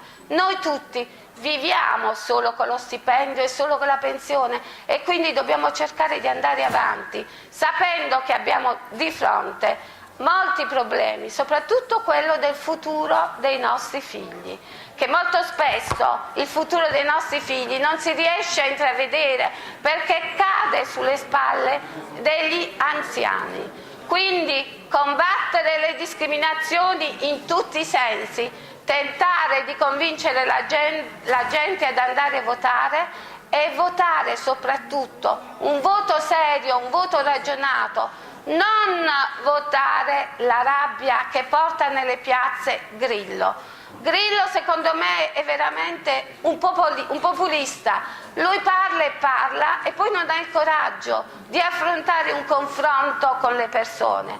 Al di là di quello che dice Berlusconi, che sono costretta ad ascoltare qualche volta, non ha il coraggio di mettere a confronto il proprio programma con le persone. Se le persone non capiscono il programma che tu hai presentato, sicuramente non ti voteranno. E io faccio un invito a non votare Grillo, ma a votare per il Partito Democratico, perché solo con il Partito Democratico noi possiamo avere un'Italia giusta e possiamo esigere una garanzia dei diritti per tutti. Vi ringrazio tantissimo. Volevo dire un'altra cosa, riforme elettorali. Allora, questa riforma non ci piace. Noi andremo a votare, mi raccomando, non sbagliate, non mettete il nome di De Caro o di Zaccaria sulla scheda, perché se no il voto viene invalidato. Noi, come uno dei primi atti che vogliamo fare al governo, è quello di fare la riforma delle leggi elettorali, perché la gente deve sapere che sono io candidata, che Antonio candidato, la gente deve sapere chi deve votare, perché a queste persone devono andare a chiedere conto di quello che fanno al Parlamento o alla Camera. Quindi riforma della legge elettorale, ma io credo, e approfitto della presenza di Antonio De Caro, che prima che si sciolga il Consiglio regionale sia fatta una riforma elettorale anche per la Regione Puglia. Voi sapete che abbiamo raccolto 30.000 firme per una legge regionale sulla doppia preferenza. Noi vogliamo che prima della fine legislatura la Regione Puglia, che tanto ha legiferato, legiferi finalmente una riforma della legge elettorale che vada in questo senso, perché noi abbiamo bisogno di avere non solo in giunta le donne, ma anche in Consiglio regionale, perché le donne portano nelle istituzioni il loro punto di vista e il loro punto di vista va rispettato. Grazie. Un momento, non ve ne andate perché adesso viene il bello, quindi come dire, abbiate pazienza e quindi io vi chiedo, praticamente, siccome ho visto alcuni di voi che si è messi in piedi, di riprendere posto e stare seduto, dicevo, perché praticamente ora siamo alle conclusioni di questa nostra grande e bella manifestazione, motivo per cui se qualcuno di voi se ne va via, come dire, non rende meno bella questa grande manifestazione, anche perché praticamente dopo tutti i belli e interessanti interventi che ci sono stati, ora praticamente parla uno che praticamente ha presente le intere problematiche degli anziani e dei pensionati a livello nazionale ed è colui che quindi ha presentato e presenterà quelle che sono le istanze, quelli che sono i bisogni dei pensionati al nuovo Parlamento ed al nuovo governo. Stiamo parlando praticamente di un nostro grande dirigente sindacale che ha permesso di crescere tanto questa categoria dei pensionati in Puglia ed in tutta Italia, ed è il nostro segretario generale della UILP, Romano Bellissima, al quale do la parola.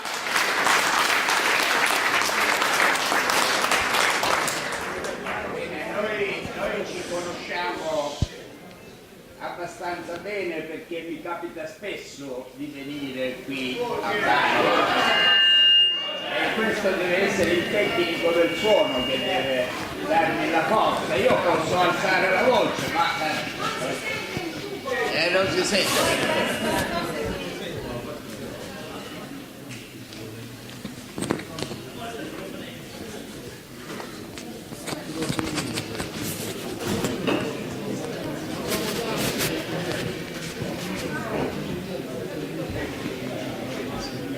Speriamo bene adesso che... Si sente? No, ancora no. Ecco che arriva.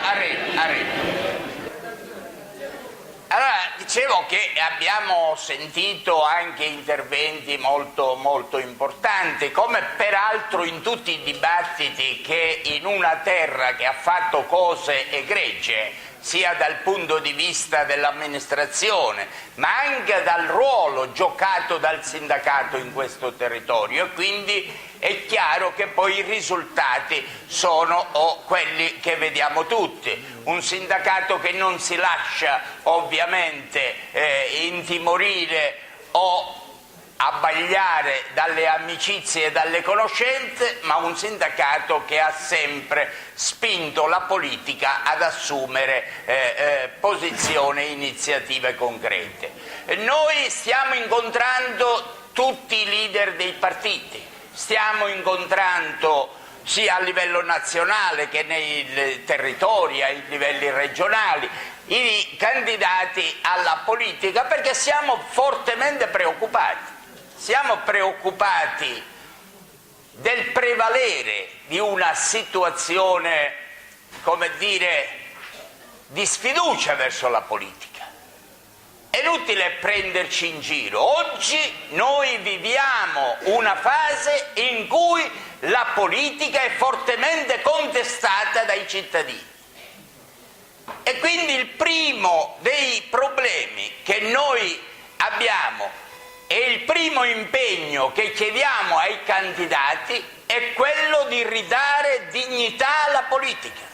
Perché noi abbiamo bisogno della politica per risolvere i problemi di questo Paese. Nessun Paese può progredire senza la politica, ma abbiamo bisogno della buona politica e non di avere un'immagine della politica come quella purtroppo che assistiamo alla televisione tutti i giorni, dove vediamo il susseguirsi di scandali dove è coinvolta la politica, dove assistiamo a privilegi che hanno i politici, dove assistiamo alle inefficienze, agli sprechi che sono prodotte dalla politica, dove la politica non è riuscita a recuperare un'enorme mole di evasione fiscale, 120 miliardi l'anno che sfuggono allo Stato e quindi alla disponibilità dello Stato, dove assistiamo ad una crescita esponenziale della povertà, soprattutto delle persone più deboli, degli anziani, degli invalidi, dove la crescita della disoccupazione ha colpito prevalentemente i giovani. Certo, non solo i giovani, ma è il paese dove la disoccupazione giovanile ha il più alto livello di disoccupazione. E che credibilità può avere la politica se noi presentiamo ai cittadini una situazione di questa natura? Dice sì, ma la crisi è internazionale, viene da lontano. Sì, ma noi siamo in recessione, noi continuiamo a perdere ricchezza e colpiamo i più deboli invece di intervenire in termini più equi, l'equità, la ridistribuzione della ricchezza. Beh, fa specie, ovviamente, come diceva Antonio De Caro, che meno del 10% della popolazione italiana detiene oltre il 50% dell'intera ricchezza. Ma che cosa denota questo se non il fatto che in Italia non è distribuita bene la ricchezza prodotta? Non si tratta se si è acquisita la ricchezza legalmente o illegalmente. Il problema è che c'è una concentrazione, un concentramento della ricchezza verso una minoranza così enorme che determina problemi economici, determina conflitti economici. E quindi come si può risolvere? Si può risolvere con le cose che lo stesso Antonio ha detto, ma che ha ricordato il sindaco Emiliano, quello di una riforma fiscale che ridistribuisca la ricchezza del Paese e metta tutti nelle condizioni di poter contribuire alla ripresa economica. Non ci può essere ripresa economica lasciando i cittadini in povertà o facendo diventare sempre più poveri i cittadini. Quale ripresa si può avere dell'economia? Chi va a comprare i prodotti? Con quali soldi si possono comprare i prodotti? Allora bisogna invertire questa tendenza, bisogna rivalutare le pensioni perché i pensionati possono spendere di più e contribuire alla ripresa dell'economia del paese. Queste cose le stiamo ripetendo da oltre 3 anni, dal 2008, quando si è determinata la crisi, senza che ci hanno dato retta. Noi nel 2009 come UILP facemmo una grande assemblea a Roma e mandammo oltre 1 milione di cartoline al governo Berlusconi per dire facciamo uscire dalla crisi un'Italia migliore, ma indicavamo che cosa bisognava fare. Serviva maggiore giustizia, maggiore equità, e invece troppo facile hanno diminuito le pensioni, hanno aumentato le tasse ai pensionati, hanno reso impossibile la vita a milioni di persone che sono cadute nel circuito della povertà. Questo bisogna che la politica si renda conto e quindi rimettere nell'agenda, rimettere nell'attenzione del governo la condizione delle persone anziane, la condizione dei più deboli e soprattutto la convinzione che se non c'è sviluppo, se non si ricostruisce l'occupazione, se non si ridà il lavoro ai giovani, non ci potrà essere ripresa e sicurezza per nessuno. E quindi lo sforzo che deve fare la politica, è concentrarsi verso la ripresa. Dobbiamo puntare tutte le risorse, tutte le forze, tutta la buona volontà per rimettere in moto un circuito virtuoso, e noi ne abbiamo date tante di indicazioni. Io non voglio continuare a dire il problema non è, vedete, solo da dove prendere i soldi, perché è banale questo. Un paese che ha 120 miliardi di evasione fiscale nel giro di una decina d'anni potrebbe abbattere l'intero debito pubblico. Ma di che stiamo parlando? Ma questa evasione fiscale sono soldi che vengono rubati a tutti noi, a quelli che le tasse li paghiamo. Questi sono dei ladri e noi dobbiamo dire che i ladri devono stare in galera, non a governare o a comandare. Quindi l'evasione fiscale è un delitto contro i più deboli, contro chi le tasse le paga. Questo chiediamo alla politica e, ripeto, mi piace ricordare un particolare. Si parla spesso, anzi adesso se ne parla molto di meno, di cinghia di trasmissione tra il sindacato e la politica. Il sindacato si piega alla politica, a tutte le cavolate di questo mondo. Bene, dovete sapere che quando nacque il sindacato nel 1800, i lavoratori, i contadini, che allora costituivano le camere del lavoro, facevano gli scioperi, le manifestazioni, ma le cose non andavano avanti e si accorsero che non andavano avanti perché i lavoratori, i più deboli, non avevano una loro rappresentanza in Parlamento e decisero di costituire il Partito dei Lavoratori, che allora si chiamava Partito Socialista, perché il sindacato voleva propri rappresentanti in Parlamento per difendere i diritti, per difendere l'equità, la giustizia sociale. E allora nelle prime elezioni portammo 7 deputati come sinistra. Bene, noi vogliamo ritornare alle origini, vogliamo che in Parlamento vadano persone con la cultura sindacale, che sappiano che cos'è la giustizia sociale, che sappiano cosa sono i diritti, che hanno sofferto e lottato assieme ai lavoratori, che conoscono qual è la pericolosità della disoccupazione. E quindi persone come Antonio, come Teresa sarebbero preziosi all'interno del Parlamento, perché sono portatori di una cultura dell'appartenenza, perché sono portatori, quindi non si tratta di creare vecchi marchincegni di collegamento o rinunciare all'autonomia.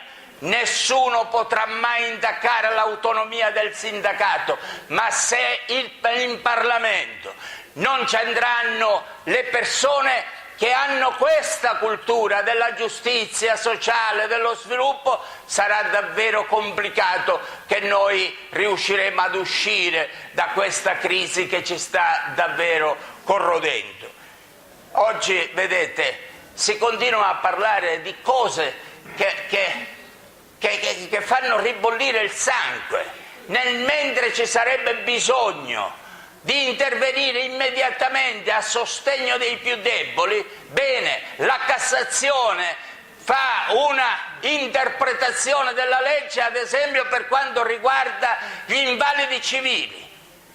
Un'interpretazione che dice che bisogna fare bisogna prendere a riferimento per avere diritto alla pensione al reddito familiare. No, è sempre stato il reddito individuale, perché se applicano il reddito familiare escluderanno ancora migliaia di invalidi civili e gli toglieranno quella misera pensione che non supera i 300 euro. Ma come si può accettare una cosa del genere?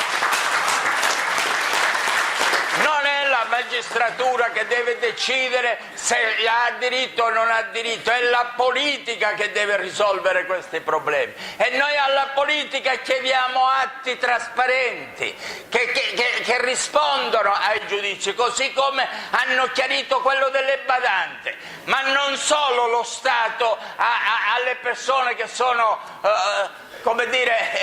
nell'impossibilità di autogestirsi, i cosiddetti non autosufficienti. Non solo non gli dai l'assistenza, non gli dai i mezzi per vivere, ma le famiglie che si sacrificano a trovarsi una badante per aiutare il proprio congiunto non autosufficiente, poi in caso di licenziamento della badante gli fai pagare una tassa che può raggiungere i 1.500 euro, facendo in modo che le badanti si possano avere solo in nero e non messe in trasparenza come noi andiamo rivendicando. Ma questa era un'ingiustizia, adesso hanno risposto, ma dietro le pressioni che ha fatto la UIL, dopo le denunce che abbiamo fatto come UIL, adesso il Ministro ha risposto e ha detto che manda una norma di chiarimento per cui le famiglie non debbono pagare questa tassa sul licenziamento delle badanti. Allora, voglio dire, ci sono delle cose che vanno sistemate e noi non possiamo accettare che la politica e che questa tornata elettorale sia la tornata elettorale che non risolve i problemi del Paese. Il rischio è che ci facciamo travolgere dalla protesta. La protesta, come è stato detto, nasce da situazioni più o meno oggettive, ma la protesta non risolve i problemi. Da noi si dice: noi rischiamo di cadere dalla padella nella brace, noi abbiamo bisogno di un governo che governi, che abbia una maggioranza solida, che si possa assumere le responsabilità di fronte al Paese e di fronte alle parti sociali delle scelte che sono necessarie per tirare fuori dalla crisi questo Paese. Se noi lo spezzettiamo, se noi diamo voce solo alla protesta, io non ho preferenze o cosa, ma la protesta, voglio dire, quando non vi dicono che cosa si fa, quando tutti siamo bravi a fare l'elenco delle cose che non vanno e a dire peste e corna di tutti, ma non risolvo i problemi, come quello che si dice: io vi tolgo l'IMU ma non vi dico da dove la prendo, perché poi la tolgo da cosa e dico vabbè, adesso non tasso più la prima casa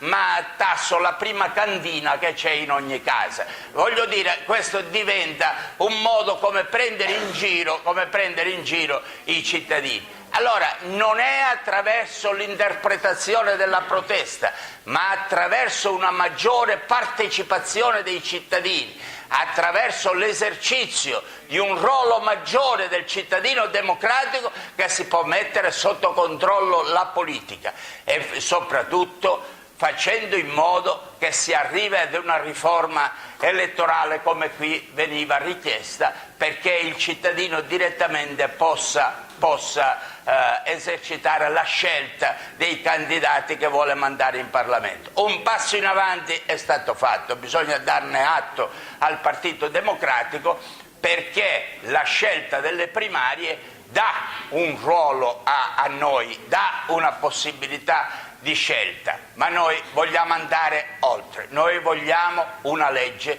che garantisca questo diritto a chiunque, non solo nel Partito Democratico, ma in tutti i partiti, per elevare la politica. Noi abbiamo bisogno di ridare credibilità alla politica, e per fare questo dobbiamo eliminare il malaffare. Per eliminare il malaffare dobbiamo ponderare bene dove mettiamo il nostro voto, in quale mani lo mettiamo e che cosa vogliamo ottenere. Spezzettarlo, creare una situazione di non governo è estremamente pericoloso.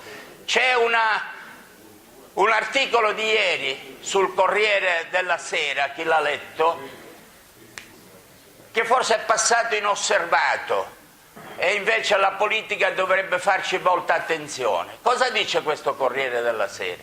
Dice che in Germania che la Mercedes ha emesso un bond, un GCT, chiamato un prestito, e tra le clausole scrive che questo prestito, questo bond, sarà rimborsato nel 2015 con la moneta che a quella data avrà corso legale in Italia, perché si presuppone che noi nel 2015 non avremo più l'euro, perché saremo stati fatti fuori, come probabilmente accadrà alla Grecia, come probabilmente accadrà a alcuni paesi.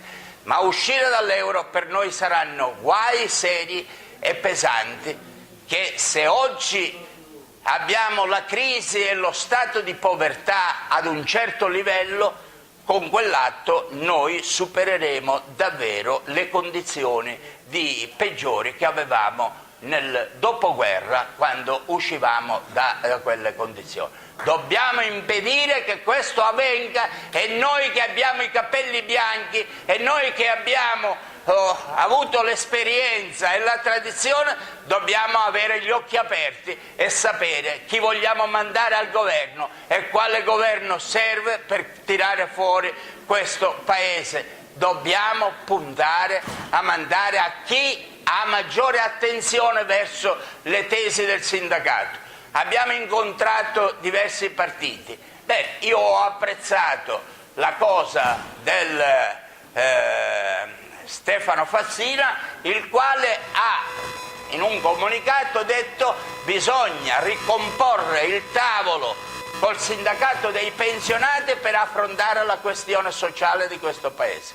Credo che è così che si affrontano i problemi, non come ha fatto Monti, che pensi tirando fuori il sindacato e dicendo che la concertazione è stato il male peggiore dell'Italia. No, è quella solitudine di decisione quasi autoritarie adottate dal governo Monti che hanno portato e aggravato la situazione di crisi, tant'è vero che la recessione è la più forte, la più pesante che c'è in Europa, e ce l'abbiamo noi. Questo dobbiamo comprendere, e per questo è importante questa volta non commettere errori e saper scegliere dove andare a votare e quale governo dare al Paese perché risolva i problemi di fondo di questo Paese.